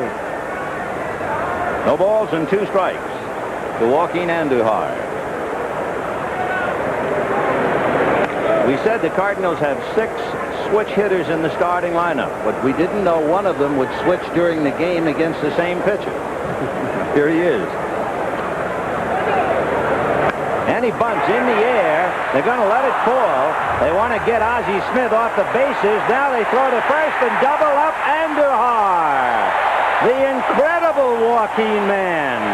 Hershiser made that play. At the end of 3.5, 3-1 Dodgers.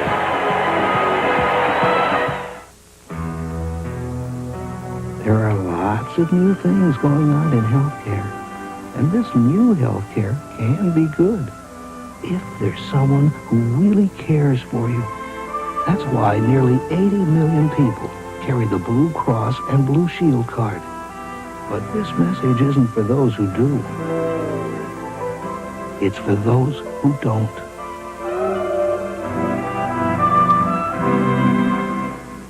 Mr. Secretary, are you saying no further cuts can be made? That is correct, Senator. I see here enormous expenditures on nitroglycerin. Our boys deserve an expensive beer, sir. My committee informs me it's not expensive, just tastes expensive. Actually, that's under my assistant, Mr. Macklin. Well, what's he doing with the money he's supposed to spend on beer? Oh, Mac, it's a darling little boat. Rich, smooth Meisterbrow. It only tastes expensive.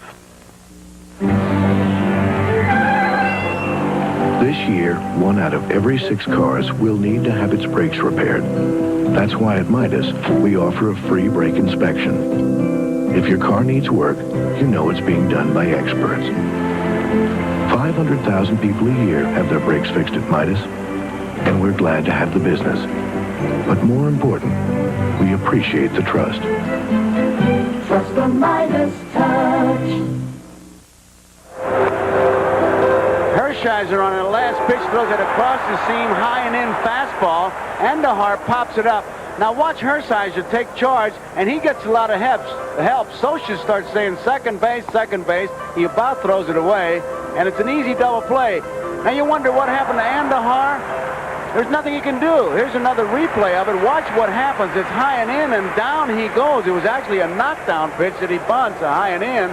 And he's sitting on the ground watching the play just like us. Well, now let's see. He is caught looking for strike 3, hitting left-handed. He is flattened and bunts into a double play, hitting right-handed. What other worlds are there left for him? And I'll tell you something. He is steaming right now. You could fry 3 eggs right on that forehead. He is upset. And Socha will be the first man to find out about it. And he bunts. And it'll be Porter falling down. Boy, was that a thinking man's play by Socha. Sir. Yes, sir. I can't say enough about it. He knew, he felt, everybody knows that Endahar is upset, so he's just going to put a little more gas on the fire. He bunts the ball, and Endahar's going to make the play, and Porter runs him off. Down he goes, and he can't do anything but just flip it over there. And now Endahar, you know he's just seething, and I know if I was catching, I'd be out there talking to him right now because he is just upset. He's trying to fight it back, but he's human. He doesn't run on batteries. Look at those eyes. Somebody better go out there and smooth the feathers of that bird. Oh. Yeah, he's about ready to come apart. Call room service. Get somebody there. Greg Brock will be the batter, followed by Steve Sachs. But a great psychological ploy by Socha, and it paid off. Now let's see what happens with Brock. Remember, he was robbed of a hit by Tommy Herr in that wild 3rd inning. And he's up there hacking. Endahar's got to feel that I have to do it myself. I mean, I'm just going to do it myself. You can almost see it in his eyes.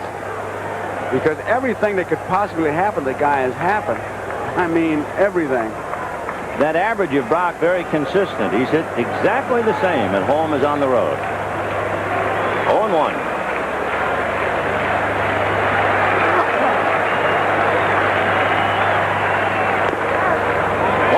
One strike.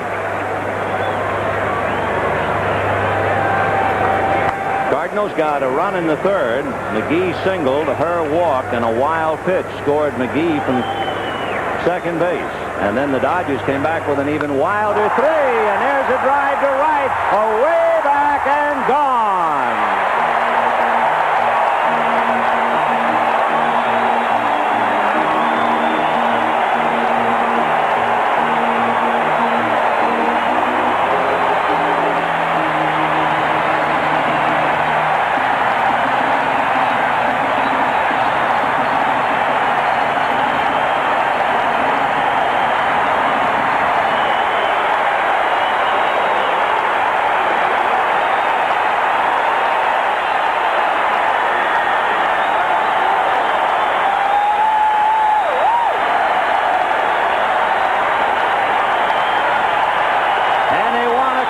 Call for Brock.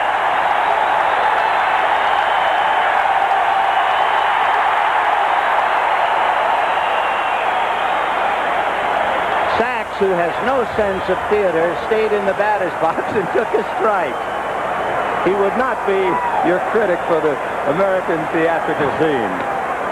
0-2. Remember, he lives in the wonderful world of Steve Sachs. sex with Mr. Rogers, and he's in his neighborhood. Well, Greg Brock takes Andujar deep, and it is 5-1 Dodgers here in the 4th inning. Look out. We're liable to have something now. We're liable to have something. And still no one has gone to talk to Andujar. I don't understand it. I was going to say, like he's just an outcast. Now, Fleming is right in doing what he's doing. He's going to stop it. Andujar has been upset, and you can see, if you can read lips, what he just said. He is really seething, and somebody ought to go out there and just talk to him. I mean, they're battling to go to the World Series, and it's like, well, okay. They should have gone out immediately after Socha's bunt single. No question about it. And Sachs was trying to lay a little angry on that one. Now, it's a 2-strike count with this pitch. And that's Adam, boy. Right, high and tight. That was a message pitch, no doubt about it. You can see Sachs, and he's going to be overmatched if he starts out there, and all he could do is stare. You see it hit the bat. I thought it hit him at first, but Dave Anderson coming over to talk to Sachs. That's Mike Marshall sitting on Sachs' left.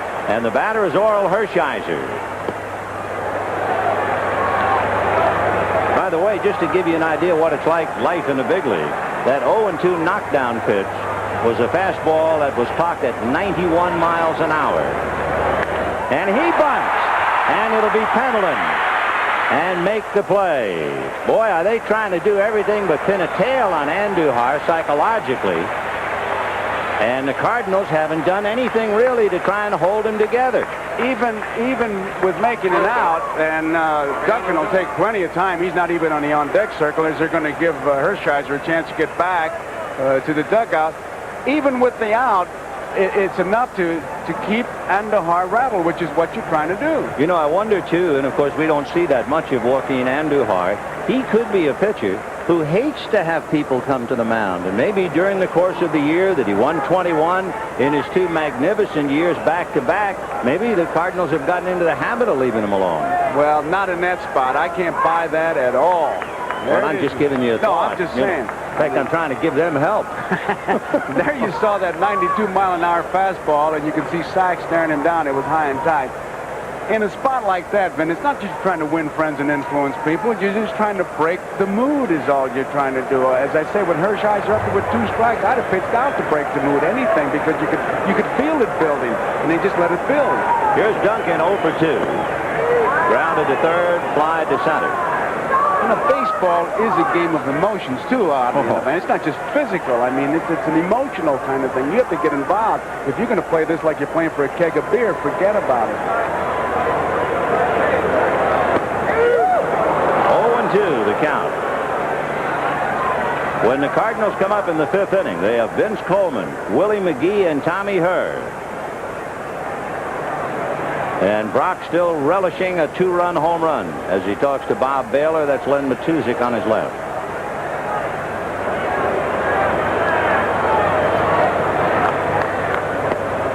One thing for Hershiser, if he reflects on the first 4 innings, he knows the Cardinals are far from being out of it.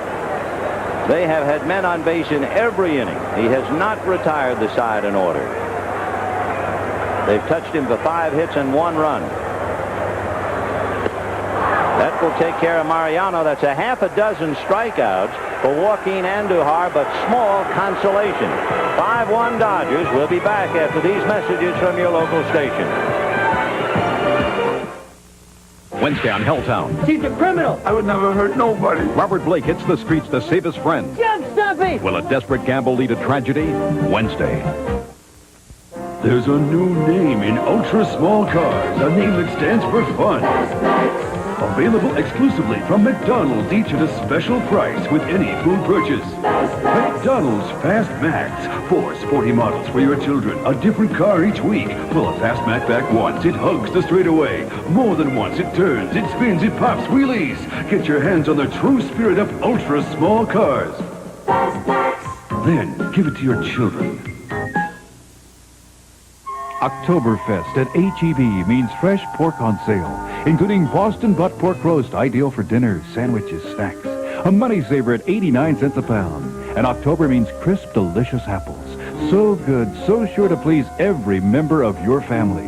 Choose Red Delicious or Golden Delicious at H-E-B Fresh Fruit Special at 59 cents the 3-pound bag. And be sure to pick up volumes 13 and 14 of the Disney Fun to Learn Library at your neighborhood H-E-B.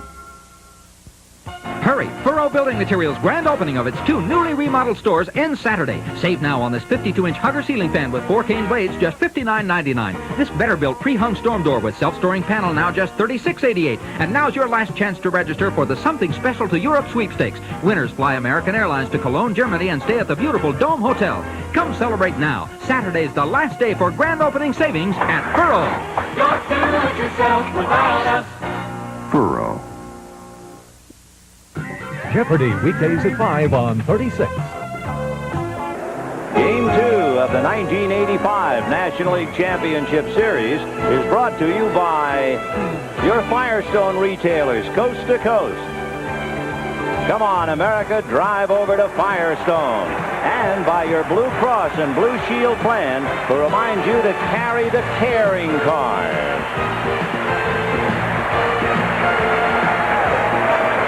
Joaquin Andujar went into the dugout and sat down. He had a long-distance few words with a teammate in the far left. No one came near him. Finally, Tommy Herr walked over and said something in passing, but the point being, no one came over to console, to stroke, or to do anything to change that psychological mood. They just leave him alone. And the count to Vince Coleman is a strike, 0-1. Coleman has singled and grounded to third. 1 for 2. Caught stealing in the first inning. 0-2. The thing is so difficult because you and I both know in the clubhouse, he's the guy they're all agitated. He's the guy that they're fooling with, and he's the guy that they're playing the practical jokes on. And yet in the spot when it looks like, hey, I need a friend, like, nobody.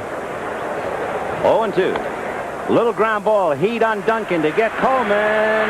Got him.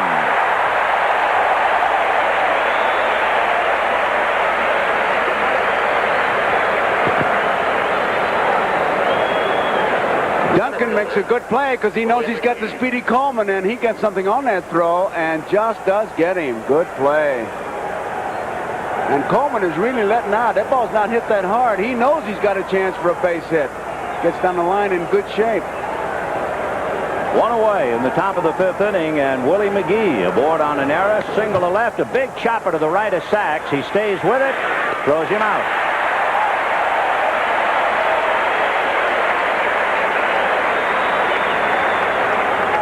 In direct contrast now, the Dodgers, they're bunting and moving around, and here is Hershiser, who really staggered, and 3 pitches, 2 outs, and the catalyst of the team.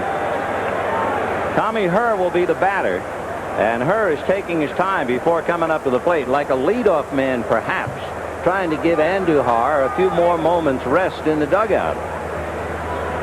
Herr, a heady ball player, doubled, walked, and no doubt thinking about that. On deck, Jack Clark. 5-1 Dodgers, top of the 5th. Right. The series will move to the beautiful city of St. Louis. Tomorrow is a travel day, and the Dodgers and Cardinals will roll all over Busch Stadium Saturday, Sunday, and Monday. The American League game 3 is tomorrow night, as Bruce Frumming is hit by that pitch. 1 ball and 1 strike to count. Whitey Herzog and Red Schoendienst. Schoendienst, his coach, managed the Cardinals longer than anyone. And now Herzog is the skipper. And they saluted one of the greatest Cardinals of all a few minutes ago when we were in commercial. On Diamond Vision in left field, a huge picture of the one and only Stan the Man Musial. We showed you the fact he had led the league 7 times. Incredible hit. Big chopper to Brock, and he'll do it himself. And it's a very easy inning for Orel Hershiser. And at the end of 4.5 innings, the Dodgers 5 and the Cardinals 1. Last year, over 10 million Americans drove over to Firestone for expert car care service. America's driving to Firestone. Firestone's trained master care mechanics using state-of-the-art mastermind computers did over 500,000 tune-ups last year. Now, get your tune-up only $34.95, warranted coast to coast. Driving force is Firestone. Trax, Firestone's newest all-season radio, already 500,000 sold. Now on sale. Firestone. Some have it, some don't. Afrin doesn't have it. Dristan doesn't have it. Only Sinex has it for stuffy noses. Ooh. That quick feeling of relief from instantly penetrating Vicks vapors, plus a powerful decongestant that opens nasal passages so you breathe freely. Ah, complete relief. For hours and hours, Sinex has it for instant and complete relief in regular and 12-hour extra strength. From Vicks, of course. He's a man with a plan. Where are we going? Shopping. She's about to become part of it. I've got a 7:30 advanced karate class. You're not going to make it. From the moment they meet, Are you going to kill me or something? trust me, the adventure begins. Arnold Schwarzenegger. Where did you learn how to do that? Ray Dawn Chong. I read the instructions. Commando. Rated R. Now playing at a theater near you. Hi, I'm Bob Costas, former utility infielder for the Toledo Mud Hens and pitching coach for the 1962 Mets. Hope you're enjoying NBC's exclusive coverage of the League Championship Series. And I'd like to invite you to join me and the rest of my crack staff, the Axe, Ahmad Rashad, and Larry King, for the first word in pro football, NFL 85, Sunday. The old and the new in the far corner of the Dodger dugout, Sandy Koufax. And as he passed the baton to Fernando Valenzuela. Meanwhile, a legend in Cardinal history. Seated with his lovely wife, Lil Stan the man. We talked about him leading the league 7 times, but how about slugging for a percentage of .702? That was 1948. That is really unbelievable. Kenny Landreau takes a strike in the count 0-1. Down through the years. What magnificent battles between the Brooklyn Dodgers, the Los Angeles Dodgers, and the forever St. Louis Cardinals. Boy, have they put on shows. Fouled away. In fact, one year, you want to talk about a tough year. In 1942, the Brooklyn Dodgers won 104 games. The St. Louis Cardinals won 106 and went into the World Series. So that's Billy Southworth's team. Terry Moore, yeah. And look at how even they are, just about from the first time they ever met. There's a lot of fanfare, but this is one of the truly great rivalries, the Dodgers-Cardinals. And that slice to left center field. Here comes McGee. Can't get it. Coleman going over to back up. Landreau holding with a double. And he has gone that way consecutive at-bats in the 3rd inning to drive in a run. And now here in the 5th. McGee gives it a good effort. Looks like he might make the play, and he just doesn't quite get to it. And Vince Coleman hustling all the way. Even though it does go for the 2-base hit, I'd venture to say most ball clubs, that's a 3-base hit. Well, not only that, I was thinking Landreau hit 2 home runs in one game against the Cardinals this year. One of the home runs was inside the park, but it was on turf. The bunt by Madlock is on the chalk and goes foul. Madlock followed by Guerrero. Bill Campbell gets up in the Cardinal bullpen. When the Dodgers and the Cardinals go to St. Louis, the pitchers on Saturday will be Bob Welch with a record of 14-4 and Danny Cox with a record of 18-9. Now, you never hear anything about Danny Cox, but how about this? His 18 victories would have led 15 teams in the major leagues this year. Well, Danny will be on the hill for the Birds Saturday. Good, hard breaking ball. Madlock fooled, 0-2. He was just trying to punch that ball to the right side to pick up that base with an out. Surprised he even chased it.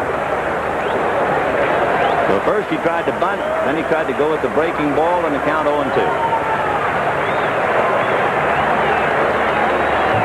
And this time he lifts one to shallow left center. Landreau will not tag. McGee for the catch, and there's no further play. one away. So for Madlock, he no doubt a little annoyed that he was not at least able to move his man over. And here comes Guerrero. Pedro Guerrero, and you were talking about the slugging percentage of Stan Musial. They're going to take the bat out of Pete's hands and walk him again. So it gives us a chance to tell you he was the first Dodger to lead the National League in slugging percentage since another great name in the Dodger history book, Duke Snider, back in '56. So when these two get together, you're talking about some great players, present and past. And Vin, you were in Brooklyn broadcasting. The name itself, Stan the Man. I was on the club. I remember those fans in Ebbets Field. When Musial would come up to take batting practice, he'd get an ovation from him. And then he'd have those tremendous days. I remember a 5-for-5 day he had there, and that's when they enabled him Stan the Man. Worthy indeed to have a statue erected in front of Busch Stadium in St. Louis. I bet that statue would hit 280. Probably. Well, with Guerrero slowly going to first, Landro at second and one out. Mike Marshall, who struck out in the second and flied to right in the third. With one out, Marshall is probably the toughest of the Dodgers as far as grounding into double play. He's only hit into 8. Basically, it's hit or miss for Mike, and when he hits, it's usually in the air. And there, it's in the air. Base hit to left. Here comes Landro.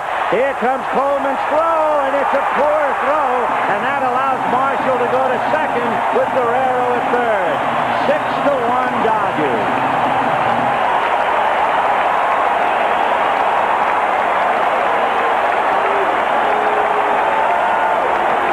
There's nothing you can say. He had a chance to get his man at the plate, and he just throws it over everybody's head. Inexperience. He had plenty of time to get the play at the plate, and you can see Endahar making the catch on the fly. And here comes Whitey now. He's going to have to make a pitching change. And, you know, in the excitement of a league championship series, as Phil Campbell will be brought in, you got to remember that the youngster in left field, Vince Coleman, is just that, a youngster. And it is 6-1, and Whitey Herzog is getting older by the minute. Vladimir! Where is Comrade Petrenko? What is commotion? This beer Petrenko buys for embassy. Meisterbrau, expensive capitalist beer. Yet, our operatives tell me is not expensive. Only tastes expensive. Then what he's doing with money he says he spends on beer? I want to buy big American automobile with tail fins. Rich, smooth Meisterbrow. It only tastes expensive.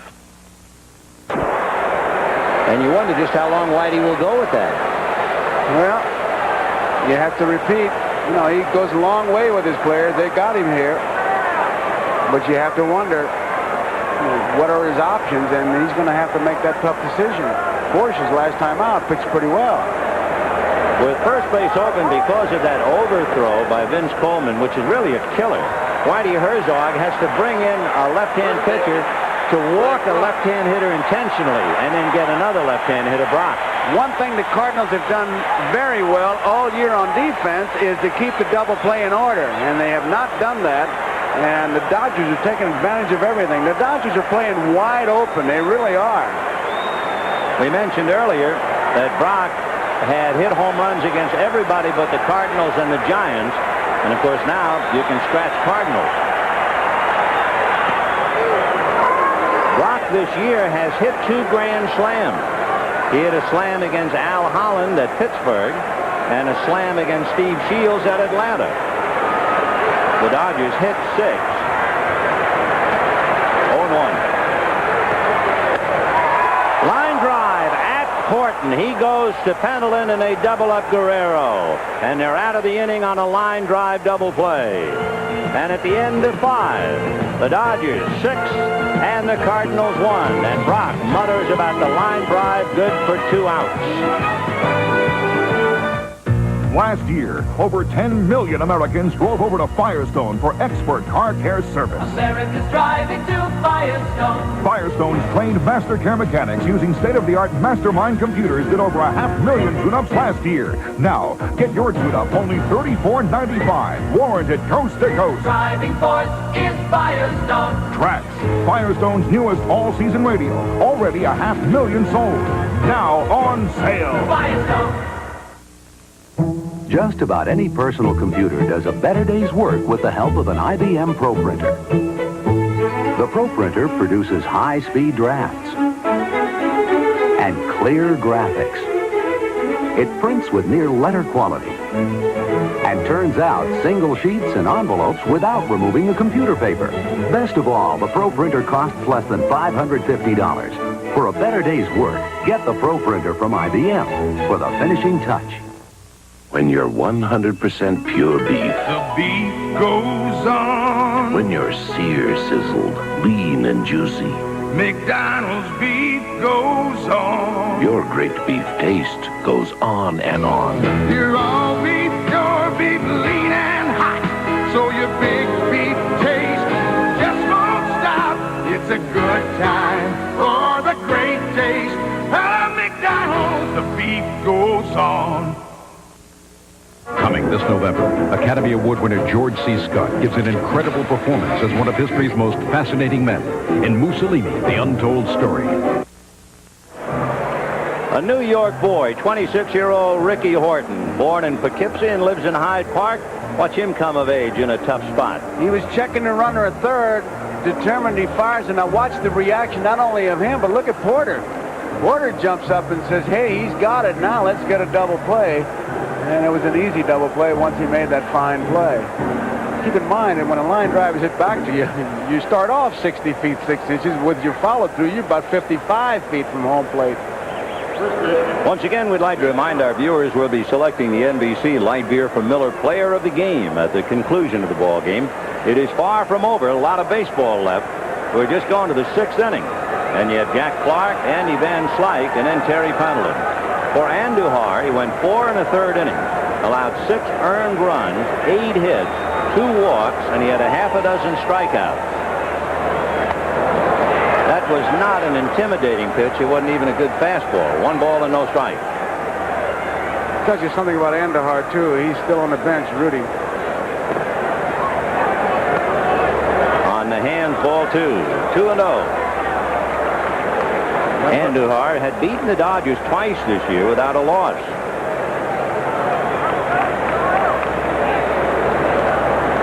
Most pitchers would be in the clubhouse watching it and listening to it. He wants to see it. He's a battler. And now Hershiser is 3-0, and Socha asking for time. The only time Hershiser retired the side in order was in the top of the 5th. There's no strategy going on here. Mike is very simply saying, hey, look at the scoreboard. It's 6-1. You keep throwing it up there, and you're going to get the water hot and cold, and you're going to take a shower. So throw me some strikes. He's just breaking a mood. He has walked as many as 6 in a game and gotten away with it. He's walked 3 so far tonight. 3 balls and no strikes to Clark. Strike. Clark is also looking for his first hit against Hershiser. He is 0 for 10 this year.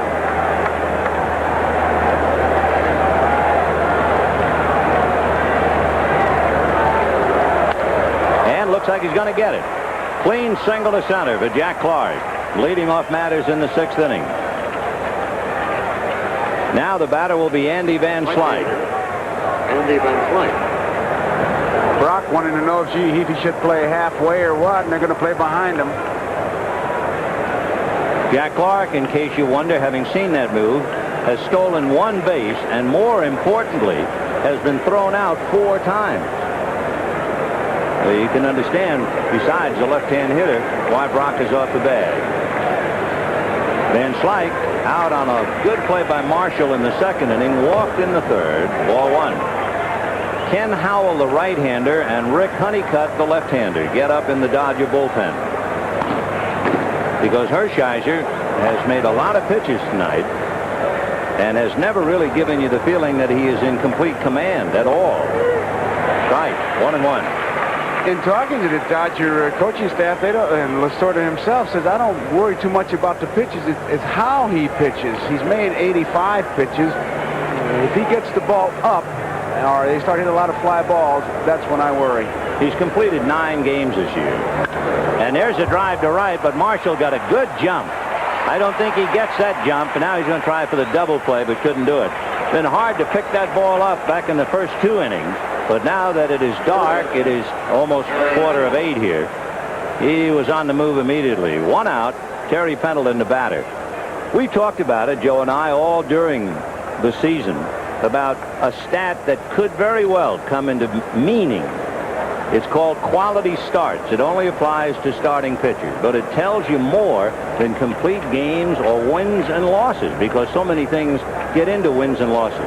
What a quality start simply means is your starting pitcher goes 6 innings or more and allows 3 runs or less.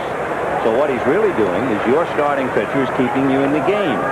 Well, when you check starting pitchers, there's one, Fernando Valenzuela. He's very high in quality starts.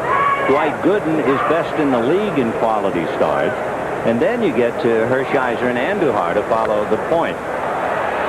In quality starts, Hershiser has 25 of the 34 starts that he has made. Andujar, however, even though he won 21 games, had only 22 quality starts in 38 starts. So that's a pretty good indicative start that should very well be applied to baseball. Quality starts. John Tudor had 27 out of 36. The complete game is about like dirt. It's become obsolete. Sure. And all Andujar can do, like so many others, sit and think of what might have been. Ball 1.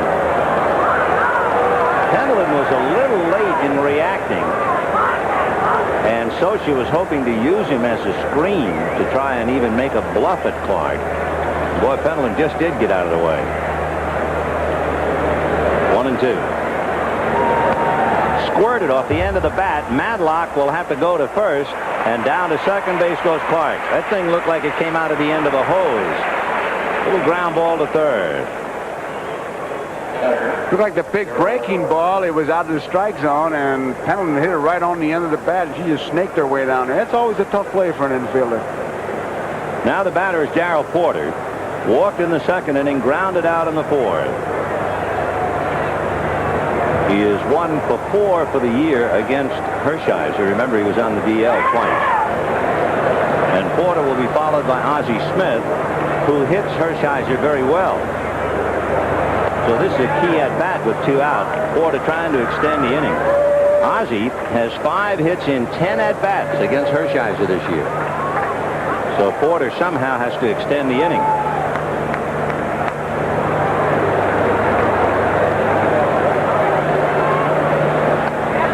Not too much on that. It might have been, well, I don't know if it was a bad curveball or a split-fingered fastball, but it didn't have a thing on it. He's lucky it was out of the strike zone. It was a bad curveball following another bad curveball. He's really not snapped it off. 2 balls and no strikes. And now he's behind 3-0. So the Cardinals could very well get back in the ball game if Porter can extend it and Ozzie Smith comes up.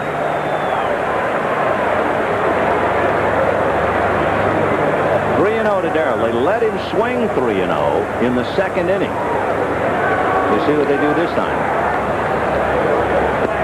Taken all the way. I'll tell you, partner, if he'd have swung at that 6-1. 6-1, a lot of trouble. I'd have gone up and filed a grievance. There have been some strange things going on. Tell me about it. You know, earlier this year, I got to call in Dodger Stadium the Enchanted Castle, and it's been a little bit that way these 2 nights. Ground foul, 3-2. Man, Ghostbusters have been out. It gets closer and closer to Disneyland every day, I think.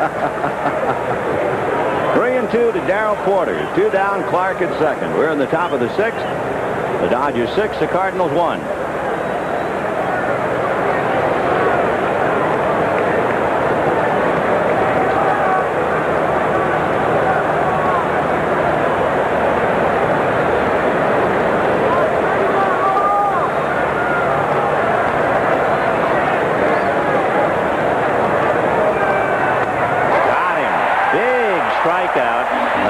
Big time of the game to get it. So the Cardinals leave Clark at second, and at the end of 5.5, Dodgers 6, Cardinals 1. Ever since man invented machines to move people, he has sought new ways to defeat the wind's resistance. And now there's a totally new aerodynamic design for this age. Ford brings you the age of Aerostar. Aerostar. Take it to the school. Take it to the campsite. Take it to the movies. Take it to the lumberyard. Or take it to the max. Yes, anywhere you take it, Aerostar proves its versatility. Aerostar. Ford Aerostar. Whenever the moon was full, it was out there. What was that? Hiding in the fog, watching, and waiting to strike again. And again. Now, from the master of mystery and suspense comes Stephen King's Silver Bullet, rated R. Starts Friday, October 11th at a theater near you. Warm moments on a cold winter night. Good conversation, easy and light. And how about something for your appetite? Let our gentle flame cook up something right. Warm moments for those warm moments. Nothing warms you like gas. Warm is what natural gas is all about. Clean, efficient. In fact, America's best energy value. Shouldn't it be in your home? Nothing warms you like gas. This fall, NBC Sports has a November to remember when the starting gate snaps open, hoofs thunder, and hearts pound at the Breeders' Cup. 7 championship races, the richest event in the sport of kings. Live from New York, America's Day at the Races, the Breeders' Cup. A November to remember on NBC. Here are some nicknames that never made it. Eggs Benedict, Bigfoot, Caribbean Cruise, Big Bird, Babaloo, Wooden Nickels, Polar Bear, and the classic Joe Torre, Chicken Catcher Torre. Yes. No, I don't have time. Bottom of the 6th inning, 6-1 Dodgers. Not the courage. Sachs, Hershiser, and Duncan. And the bunt down to get it is Horton. And got him on a great play by Clark. Oh, what a play by Clark. I don't know how he could have picked that ball right off Sachs' head. And the Dodgers are going to argue. They're sort of really charging across there for him. Let's watch it again.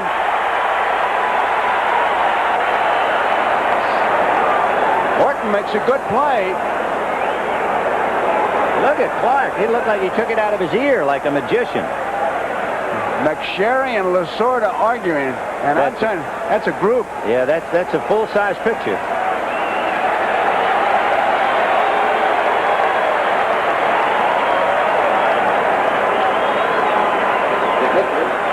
Oh, that throw is. Where'd he tag him? I couldn't tell. Did you? No, I was just too busy trying to figure out how he caught the ball. In fact, I'm kind of glad he caught the ball. It looked like it was heading for Sachs' ear. And here's Hershiser with 1 out. And he hits a ground ball, breaking his bat, and Tommy Herr will take care of him. I really marveled at that play by Jack Clark. Watch this. It's right into him. And, of course, the Dodgers, I think, are going to claim, among other things, he came off the bag, huh? Yeah, and that Sachs was past him when he caught the ball, so how could he tag him? I mean, I think that's what they were claiming. Yeah. That was a good play. Boy, It made it look pretty easy. 2 down, and Mariano Duncan taking some time to let Hershiser get back into the dugout. Mariano was grounded to third, fly to center, struck out. And looking for his first hit in the League Championship Series. Now hitting right-handed. And as we have always felt, when talking about a switch hitter, especially if there's a big difference, it should be pointed out. He is a totally different hitter from this side of the plate. Line drive down the right field line to illustrate the point. And he's going to go to second because he's got a bad leg and a bad foot. That's an easy triple for him prior to tonight. And they're going to check Charlie Strasser and Tommy Lasorda going out to make sure he can keep playing. He really pulled up lame as he got near second base. We were saying he's such a different hitter. Would you believe over 60 points different? He's a .290 hitter as a right-handed batter. Now leading by 5 in the bottom of the 6th inning with 2 out, I think it's going to be up to Duncan. They have Dave Anderson to back up at short. He's a little gingerly going around first base. You can see that. Now he thinks he's got another base, and then he pulls up lane right there. That's that knee, I think, that was spiked, remember, in the first inning? And he evidently will come out. He was spiked by Vince Coleman on the left knee. Then he fouled the ball off his foot. He's got some pads in there to protect him when he slides. I think it's a factor, but it's been a tough night for him. You wonder about the fates. Here's a kid in his first league championship series, finally gets a hit and has to come out. So Dave Anderson will run for him and then stay in the game at shortstop. Your attention, please. For the Dodgers, running for Duncan, number 10. So Mariano Duncan is through for the night. The Dodgers hoping to console themselves, I'm sure, with the thought that off tomorrow he would be all right on Saturday. He means a great deal to them. And Kenny Landreau coming up. Bob Welch and Danny Cox on Saturday at Busch Stadium in St. Louis. The Birds, and it should be pointed out, they have the best record at home of anybody in the league.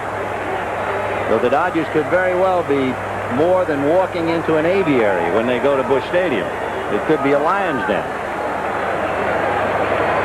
Landreau has struck out and doubled to left and left center. Both times, however, he was hitting against Andujar. Now he's making a rare at-bat against the left-hander. And they're shading him towards the left field line. He's got a lot of room in right center field against the left-hander. There's a 5-run difference in the game, and there's a pretty good reason. The Dodgers are 3 for 6 in hitting with runners in scoring position. The Cardinals are 0 for 5. The thing that's hurt the Cardinals tonight will never show up in the box score. 1-1.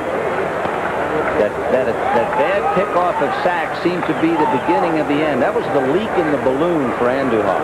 And Hershiser in the wild pitch, and then the overthrow of the cutoff man, and overthrowing the catcher. 2-1. So after getting those big sweepers, good pitch by Horton. He decides to come inside. 3-1 to count to Kenny Landreau. Here's the pitch. Landreau's a pretty good piece from the plate. Wasn't that close. He went down after it was past him anyhow. 3-1. I don't blame him. It's a little different than batter's box. Now back to the breaking ball again. 3-2 the count to Kenny Landreau. Bill Madlock on deck. 2 out, bottom of the 6th inning. Dodgers 6, Cardinals 1. Madlock is 1 for 3, and his base hit was good for a run batted in. Horton off the rubbers.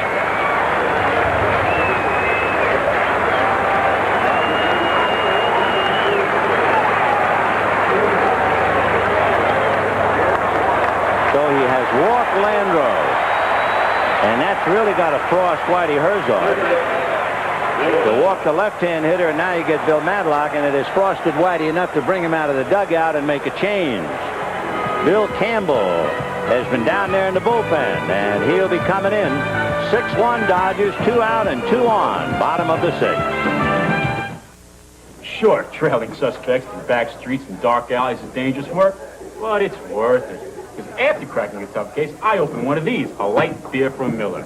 After tracking down hot leads all day, a cold light sure tastes great. And life's less filling, too, with a third less calories than their regular beer.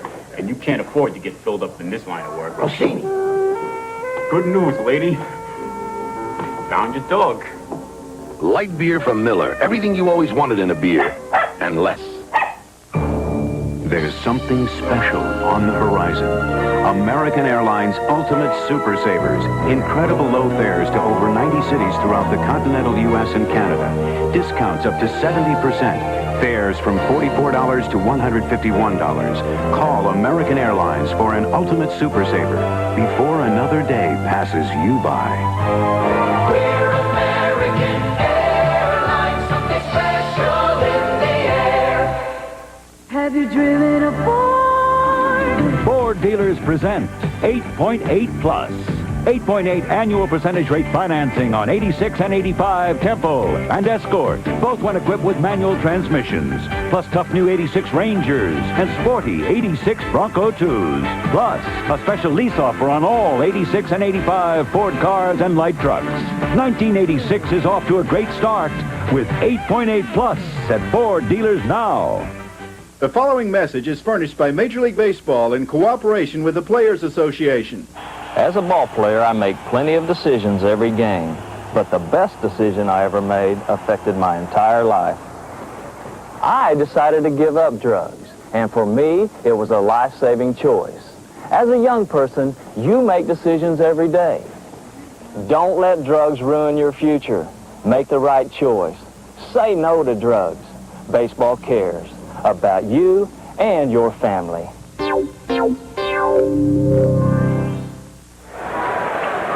Bill Campbell was 0-1 against the Dodgers this year. He was in 3 games and worked 4 innings against them. And he will now go head-to-head with Bill Madlock with 2 on and 2 out in the 6th, 6-1 Dodgers. Ground foul. You know, the history books, and now that the League Championship Series is a best 4 out of 7, it's just like the World Series. In World Series history, no team that lost the first 2 games at home ever came back to win. But a lot of teams have lost the first 2 games on the road and come back to win, including the Brooklyn Dodgers of 55. So the Cardinals can take heart from the history books that even should they lose this second game, this is a 4 out of 7. And you're not blown out of the water. If it was 3 out of 5 and you're down 2-0, you're up to your neck in alligators. I was going to say, man, the lifeboats. 1-1.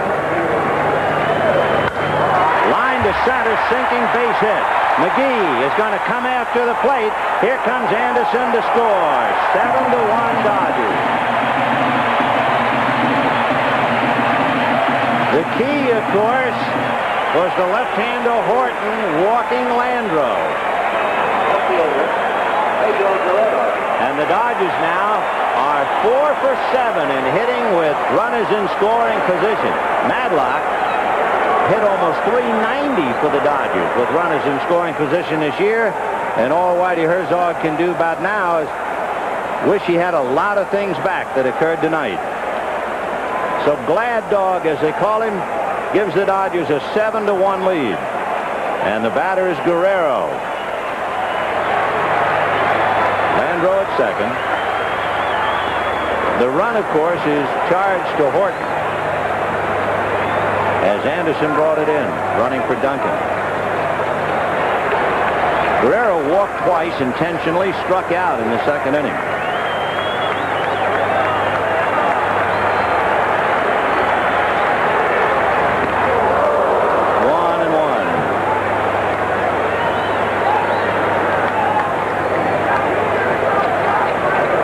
Hershiser finds himself sitting on top of a big cushion, a 6-run lead when he goes to work in the 7th inning, starting off with Ozzie Smith.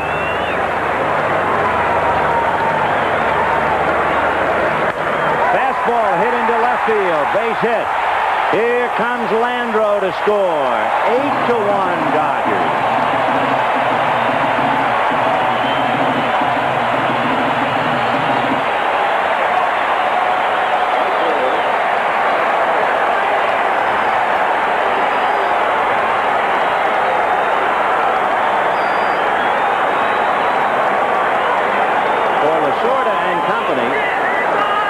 Everything they have done is they have come up smelling like a rose. They have now hit with runners in scoring position in 5 of the 8 opportunities. And here's Marshall.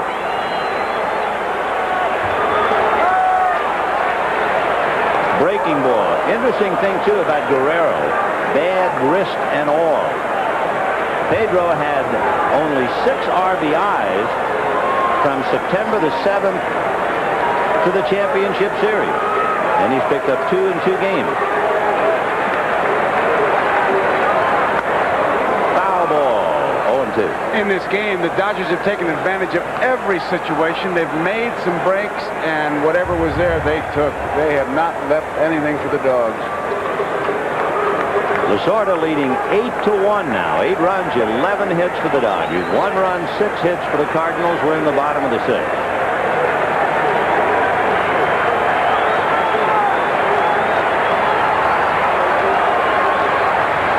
Check swing. They're going to look at first. Swing, said John McSherry. Mike Marshall can't believe it. He's still at home plate.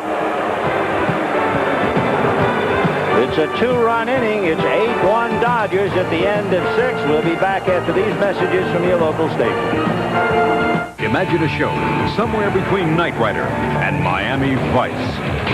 Misfits of Science. Right where it fits, starting October 18th. Living and working in Austin can be a dream come true, a chance to build a prosperous future for ourselves and our families.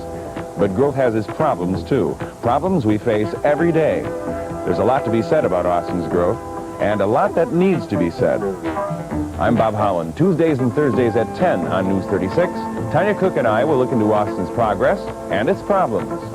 Growing with Austin, a special feature only on News 36, Tuesday and Thursday at 10. Do you know me?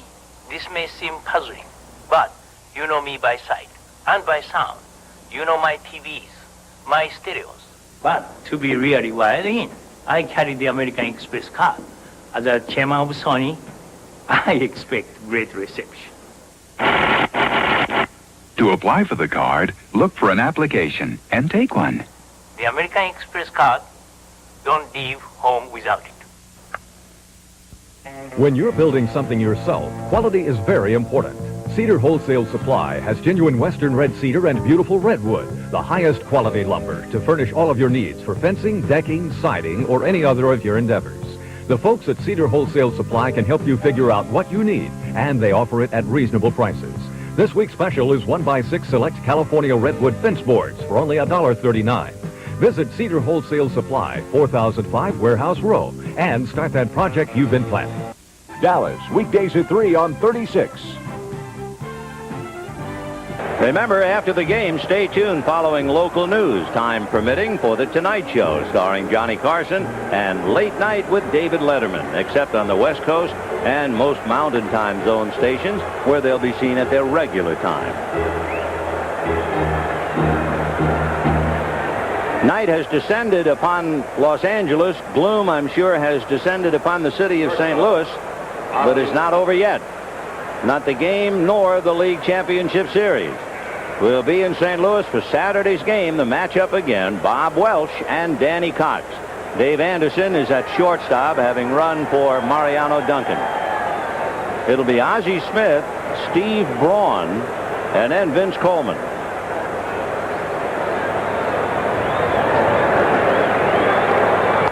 Ball 1. Ozzie 2 for 2 tonight. He is 5 for 10 against Hershiser.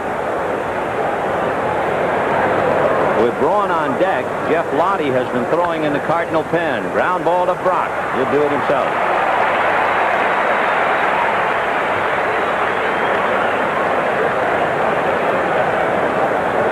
The only Cardinal run in the third inning. Batting for Campbell. After Coleman had grounded out, Willie McGee single to left. Tommy Herr walked. And a wild pitch by Hershiser scored McGee from second base. So the attack has not been there, and now one of the more successful pinch hitters, Steve Braun, coming up. This year he passed Red Schoendienst as the all-time Cardinal pinch hitter, but not this time. So 2 ground balls to Greg Brock. And the batter will be Vince Coleman. Left fielder, Vince Coleman. Hershiser, of course, with a 7-run lead He's not trying to be fancy now. No way. Just throw strikes because the base on balls is what you want to stay away from. As you look back, Vin, that first inning when Coleman singled and was thrown out, Steely McGee safe on an air and then caught in that rundown, it was almost like, hey, we have to figure out a different way to do it. We've got something important, so let's go to New York for a news update. Good evening. I'm Tom Brokaw in New York. There has been a dramatic development in the hijacking of the Achille Laurel. The 4 hijackers thought that they were leaving Egypt tonight in an Egyptian airliner, but that plane was intercepted by American fighter jets over the Mediterranean, and it was escorted to a NATO base in Italy. And that's where the hijackers are at this hour. At the White House now, press spokesman for President Reagan, Larry Speaks, is describing the situation. Terrorists will be subject to full due process of law.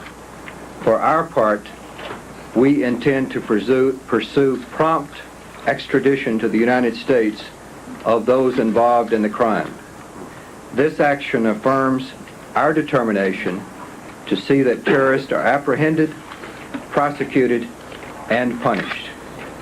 This episode also reflects our close cooperation with an ally and close friend, Italy, in combating international terrorism. The American government and the people are grateful to Prime Minister Craxi, his government, and the Italian people for their help. We are also grateful to the government of Tunisia for its refusal to permit the aircraft transporting the terrorists to land in Tunis. Finally, we must at this point note our gratitude to the government of Egypt for its efforts to end this dangerous crisis without additional loss of life. We strongly disagreed with the government of Egypt, however, on disposition of the terrorist. From the onset, the United States government made it clear to all the governments involved our firm opposition to negotiations with terrorists or concessions to them. We also made it clear our expectation that the terrorist would be brought to justice. We were therefore deeply distressed to learn that those responsible for the death of Leon Klinghoffer might be permitted to go free. We said yesterday that we were determined to see that justice was done and that we would use every appropriate means to that end. The decision on ending the hijacking was an independent one by the government of Egypt. When we were consulted, we advised strongly against any arrangements which would permit the terrorists to escape justice. Since the time the terrorists were taken off the ship, we have continued intensive contacts with the government of Egypt to pursue that point. The United States wants to emphasize the fundamental and durable interest that the United States and Egypt share, interests which transcend this difficult incident. These have been trying times for both our governments. We will do all we can to ensure that basic U.S.-Egyptian relationship in which both our countries have taken so much pride for so long remains unaffected. In closing, the President wants to emphasize that once again, the international scourge of terrorism can only be stamped out if each member of the community of civilized nations meets its responsibility squarely, passing up no opportunity to apprehend, prosecute, and punish terrorists wherever they may be found. We cannot tolerate terrorism in any form. We will continue to take every appropriate measure available to us to deal with these dastardly deeds. There can be no asylum for terrorism or for terrorists. That's the end of the statement. We will distribute copies after the briefing. One announcement: Secretary Weinberger will be briefing at the Defense Department between 12 and 12:30 this morning for television, radio. Let me say from the outset, I will be here to answer all of your questions. If you'll take your time, I'll be here. Larry Speaks at the White House tonight as he completes a statement directed by President Reagan describing the events of the day. He is just saying that the 4 hijackers are now in Italian custody at a NATO military base on Sicily. Here's what happened briefly. This evening, Egyptian time, under the cover of darkness, an Egyptian airliner left that country with the 4 hijackers aboard. Then, a fleet, we don't know how many precisely, 3, perhaps 4 F-14s from the American carrier, the USS Saratoga, took off and intercepted the plane. They then forced it to fly to that military base in Sicily. At the time that they were in the air, President Reagan was on the telephone to the Prime Minister Craxi of Italy, asking for authorization to land there, and of course it was immediately granted. Earlier today, President Mubarak of Egypt had said that the hijackers had left his country, but apparently they had not. And as you saw, there was a delicate diplomatic situation at the White House tonight, as Larry Speakes tried to condemn Egypt, but at the same time saying that the United States and Egypt have fundamental and durable interests, because of course Egypt is an important American military ally in the Middle East. But at any rate, tonight, the 4 hijackers are now in custody. They're in Italian hands. They have been flown there under the direction of American fighter escorts from an Egyptian airliner that was in the air, apparently headed for Tunisia at the time that it was intercepted. And of course, all the remaining American hostages are now off the Achille Lauro. They're at a hotel in Cairo tonight. They've had a meal, and they're now able to get some sleep. They did describe what happened to Leon Klinghoffer. Many of them were taken up to the deck of the ship. He was left behind, and when they returned, they said he was no longer around. So those are the latest details on one of the most dramatic stories that we've seen in some time out of Washington, D.C. The United States taking bold and dramatic military action tonight to intercept terrorists and return them to an American and Italian military base under the auspice of NATO on Sicily. And so the United States has finally won one against the terrorists. We'll be back later this evening after your local news program with a complete NBC News special report on all of these fascinating events. But now let's go back to Dodger Stadium. Vin Scully and Joe Garagiola. Thank you, Tom. And of course, the importance and seriousness of that announcement makes this ball game in proper perspective about the size of a grain of sand. Just, however, to get your mind off what has been going on and is going on in the Middle East, we can conclude the story. Vince Coleman grounded out in the top of the 7th inning. In the bottom of the 7th inning, Mike Scioscia fouled out to left. Greg Brock has just flied to center. Left-hander Ken Daly is now pitching for St. Louis. It is 8-1 Dodgers, 2 out in the 7th inning. And Steve Sax single struck out and hit back to the box in the 6th inning. Check swing, and they'll look at McSherry, no swing, says John. And he gets a cheer. You remember how the crowd reacted when he called Marshall out in the 6th. Then I'd just like to add in the recap that one of the pitches Daly threw to Scioscia really flipped him. So it's the second knockdown that we've had, and that might mean something. It was about a 90-mile-an-hour fastball, and Mike didn't waste any time getting out of there, and I don't blame him. 1 ball and no strikes, the count is Steve Sax. 8-1 Dodgers, 2 out, bottom of the 7th. High fly ball into left center. McGee, however, has that one on his radar screen, and that's that. The Dodgers are out in order. It's the first time that's happened since the 2nd inning. And at the end of 7, 8-1 Dodgers. Champion rock climber Ron Kauff knows the thrills and the difficulties of conquering rugged mountains. That's why he likes a Ford Bronco 2. He knows that Bronco 2 has the built-in toughness to take it and the power to make it. Now with the most powerful engine in its class. And this year, Bronco 2 breaks through with new electric touch drive. You just touch a button, and the Bronco 2 shifts from 2-wheel to ground-grabbing 4-wheel drive, no matter what your speed. No wonder Ford Bronco 2 makes it to the top. Now get 8.8 financing on 86 Ford Bronco 2.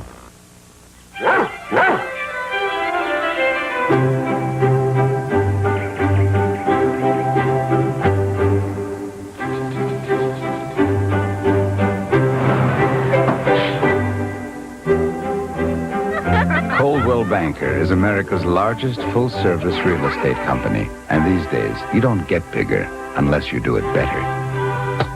Coldwell Banker, the home sellers, a member of the Sears Financial Network. You know, I don't like being disappointed. Why, one time we lost a big game and I felt so bad, I sawed my car in half. That's why they call me Hacksaw. But now I take it easy and I drink light beer from Miller. Light has 1/3 less calories than the regular beer, and it's less filling. And the taste never lets me down. Hey, how about another light beer? Sorry, Hacksaw, we just ran out. Boy, that's very disappointing. Light beer from Miller. Everything you always wanted in a beer, and less. Monday, Valerie Bertinelli is the witness to a shocking crime and must choose between protecting her family and telling the truth. Silent Witness, Monday. The Dodgers are leading 8-1, and I'd like to play catcher, okay? This is my mitt. Right. This is my hand. Right. And I'm going to go down and give a sign with it. But instead of doing this and this and this, I'm going to go, what am I doing? You're saying to the pitcher, flipping, moving back. Question I want to know. Sachs was almost buried 0-2 by Andujar. Yes. We didn't see it as far as the nation is concerned, but Daly had a pretty good shot 0-2 against Mike Scioscia. They're more than purpose pitches when you're trailing 8-1. Maybe Whitey's trying to wake up his own club. Well, I think he's trying to do that. He's also trying to send a message to the Dodgers saying, hey, we might be 2 down if you win this game, but we're not laying over and playing dead and falling asleep. Did I do it right? Yes, you did. Thumb popped out of the fist? They're perfect. Okay. You'd be a good knockdown catcher. You'd get knocked down a little bit yourself doing that. If they could catch me. They'd catch you. He'd catch me.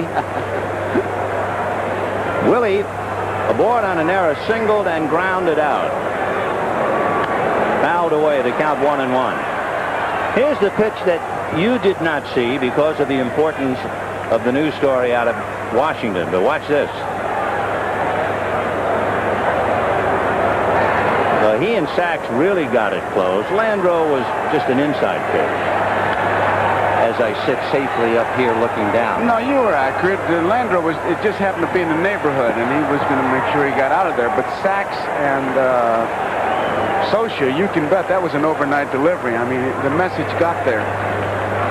Interesting, in the 2 games up to this moment, Coleman and McGee have 2 hits in 15 at-bats. So the Dodgers have been able to keep them on the base paths for now. Backhanded by Madlock. Got him.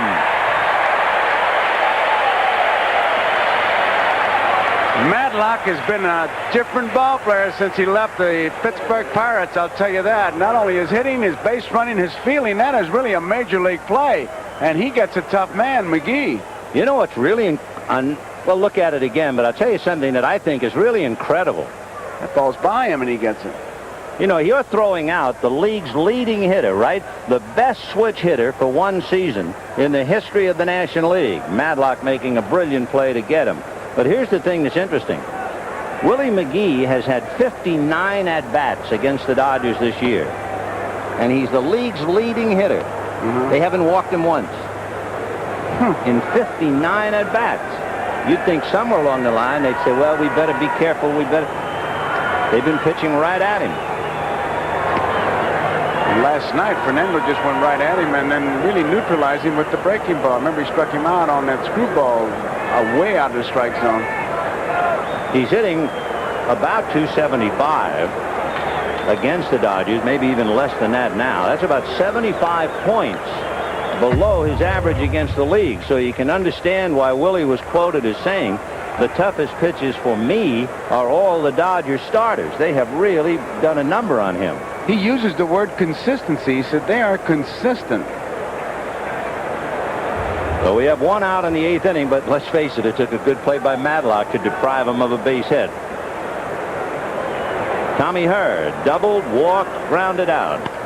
And he fists one over third, slicing down the line, foul. Anderson in pursuit. By the way, we get a report on Mariano Duncan, and if you've been with us since the start of the game, it comes as no surprise. He has a bruised right ankle from the foul ball, and it's an abrasion. Actually, he was spiked on the left knee. And Duncan doubled in the 6th inning and would have been an easy triple for him otherwise, and they opted to take him out. So he'll have the last 3 innings tonight and all of Friday to heal.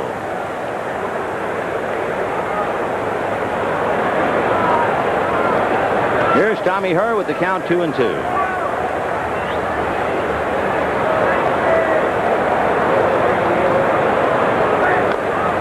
Fouled away. That reminds me of a line I read somewhere. That when you go to heaven, God doesn't check you for medals, or honors, or degrees. He looks for scars. 2 balls and 2 strikes to Tommy Hurd. Jack Clark on deck. We'll see you good folks in St. Louis on Saturday with that 414 feet away center field fence. 1 hopper right at Sachs. 2 down. Friends, this telecast is presented by authority of Major League Baseball and may not be reproduced or retransmitted in any form without the express written consent of Major League Baseball, and I doubt they will get any letters requesting it with a Missouri postmark. Well, both series will go back to Missouri, Kansas City and Toronto, and Kansas City, and of course the Cardinals and Dodgers. So that I-70 World Series will have to start heat up, that fever that they were talking about. Another thing to point out now, late in the game about Hershiser, he is now doing what he normally does at the outset of a good game. He is starting to get ground balls. Of the last 6 outs, he's gotten 5 ground balls and a strikeout. The strikeout was Porter. Ball 1. Jack Clark has struck out, grounded out, singled. When he got that base hit in the 6th inning, it made him 1 for 11 against Hershiser this year. 2-0. Oddly enough, it's the base on balls that really made him stagger and bounce around on that mound. That base on balls is just no defense. 2-0. Ground foul outside of third. Hal Lanier to handle it. Hal Lanier, chip off the old block and out of the Cardinal book, huh? Oh, yeah. His dad was a great left-hand pitcher with the Cardinals and with the Giants. In fact, he was visiting in St. Louis when we got there for that Cub series. Max went back. 2-1 to count to Jack Clark. Ball 3. It is 8-1 Dodgers, top of the 8th inning with 2 out.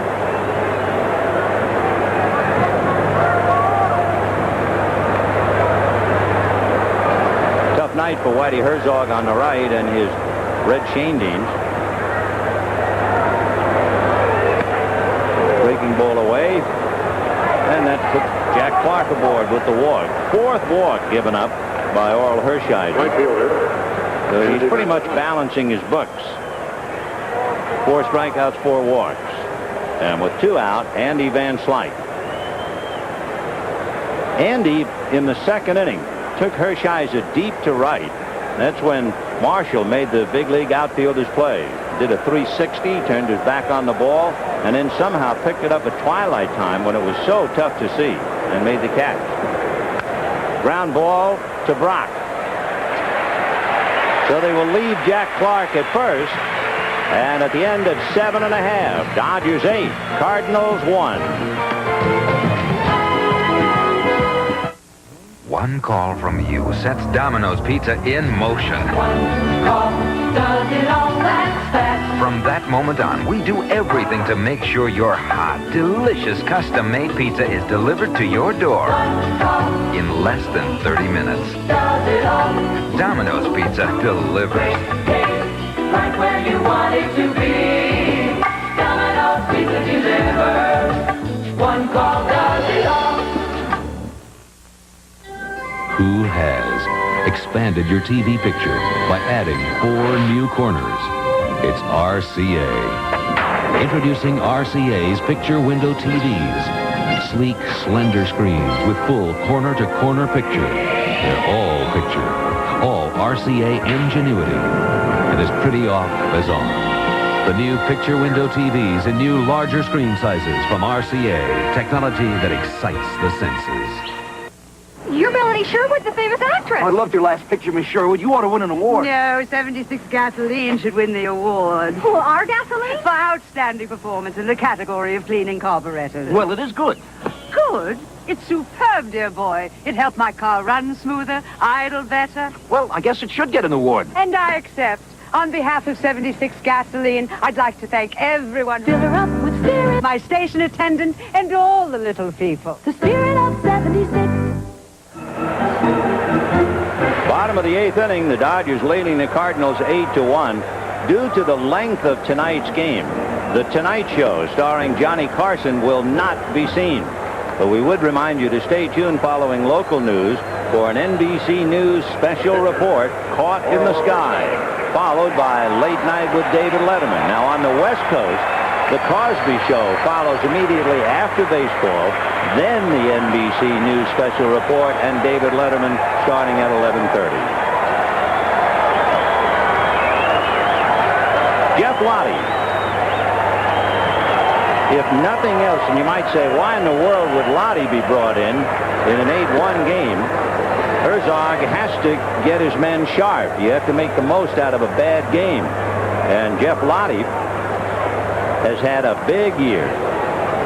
In fact, he is one of the chairman of the board of that committee that they have. Lottie with 19 saves. So with tomorrow being an off day, they don't want him to just rust. And Jeff is in there. Last night, they used Daly, Campbell, and Worrell. Tonight, Horton, Campbell, Daly, and now Lottie.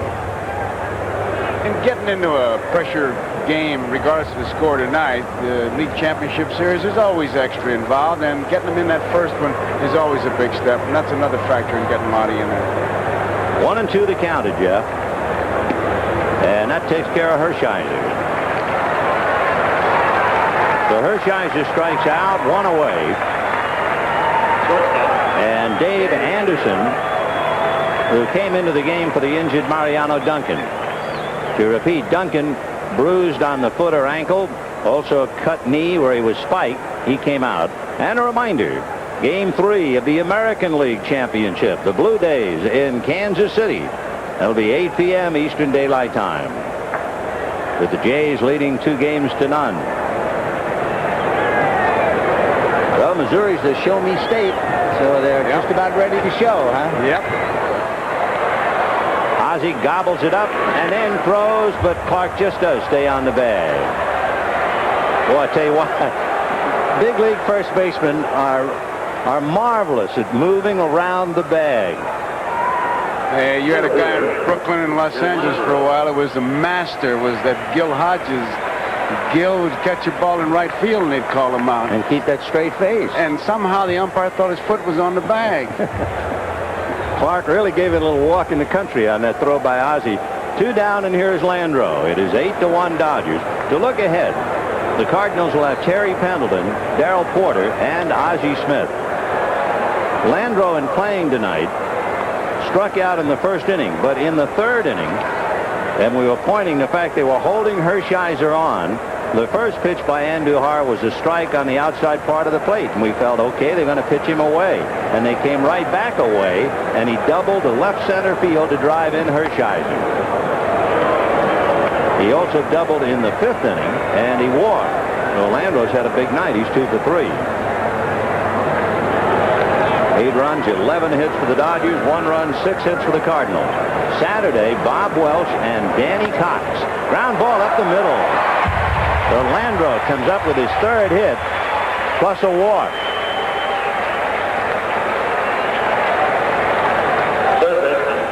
And here comes Bill Madlock. Madlock had struck out in the first inning, singled to drive in Landreau in the 3rd, flied to center in the 5th, and then came in against Campbell and singled to drive in a run in the 6th.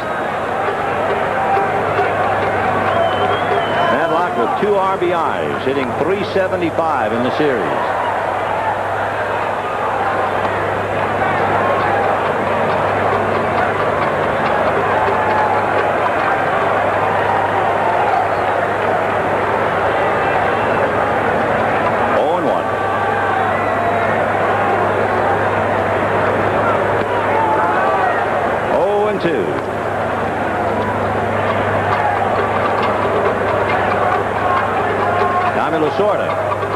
With a 7-run lead. No pressure for the moment here in the 8th inning.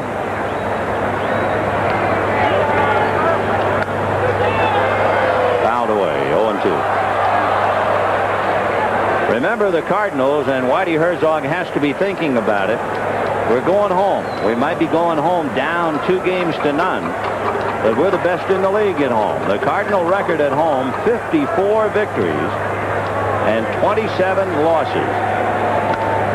That's hit foul.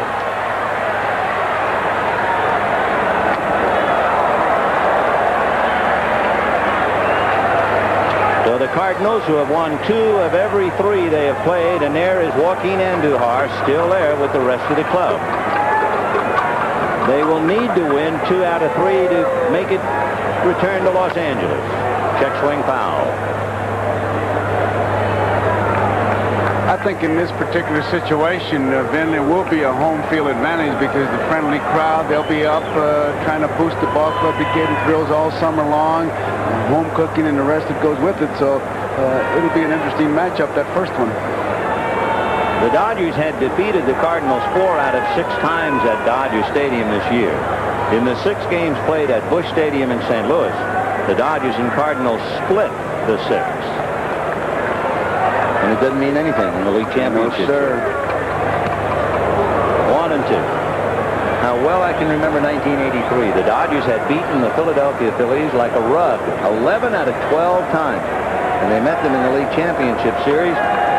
They went without leaving an oil slick. At the end of 4 games, they were history. Tough play for Lottie. He's got to get a high bounce. And he didn't get it. That's the difference playing on grass. If he's at home, that ball comes up to him quicker, and he'll get Madlock. But on grass, it's more like a poached egg. It just hit, and it didn't come back up high enough. And he had to go down and get it with 2 hands, and that took too much time, even for a fella who doesn't run that well. The infielders even experiment with that. They'll take a ball at shoulder level, drop it. Here on grass, it'll go maybe halfway up your leg, but on artificial surface, it'll go past your belt. Madlock will now give way to Bob Baylor, who will run for him and finish up at third base.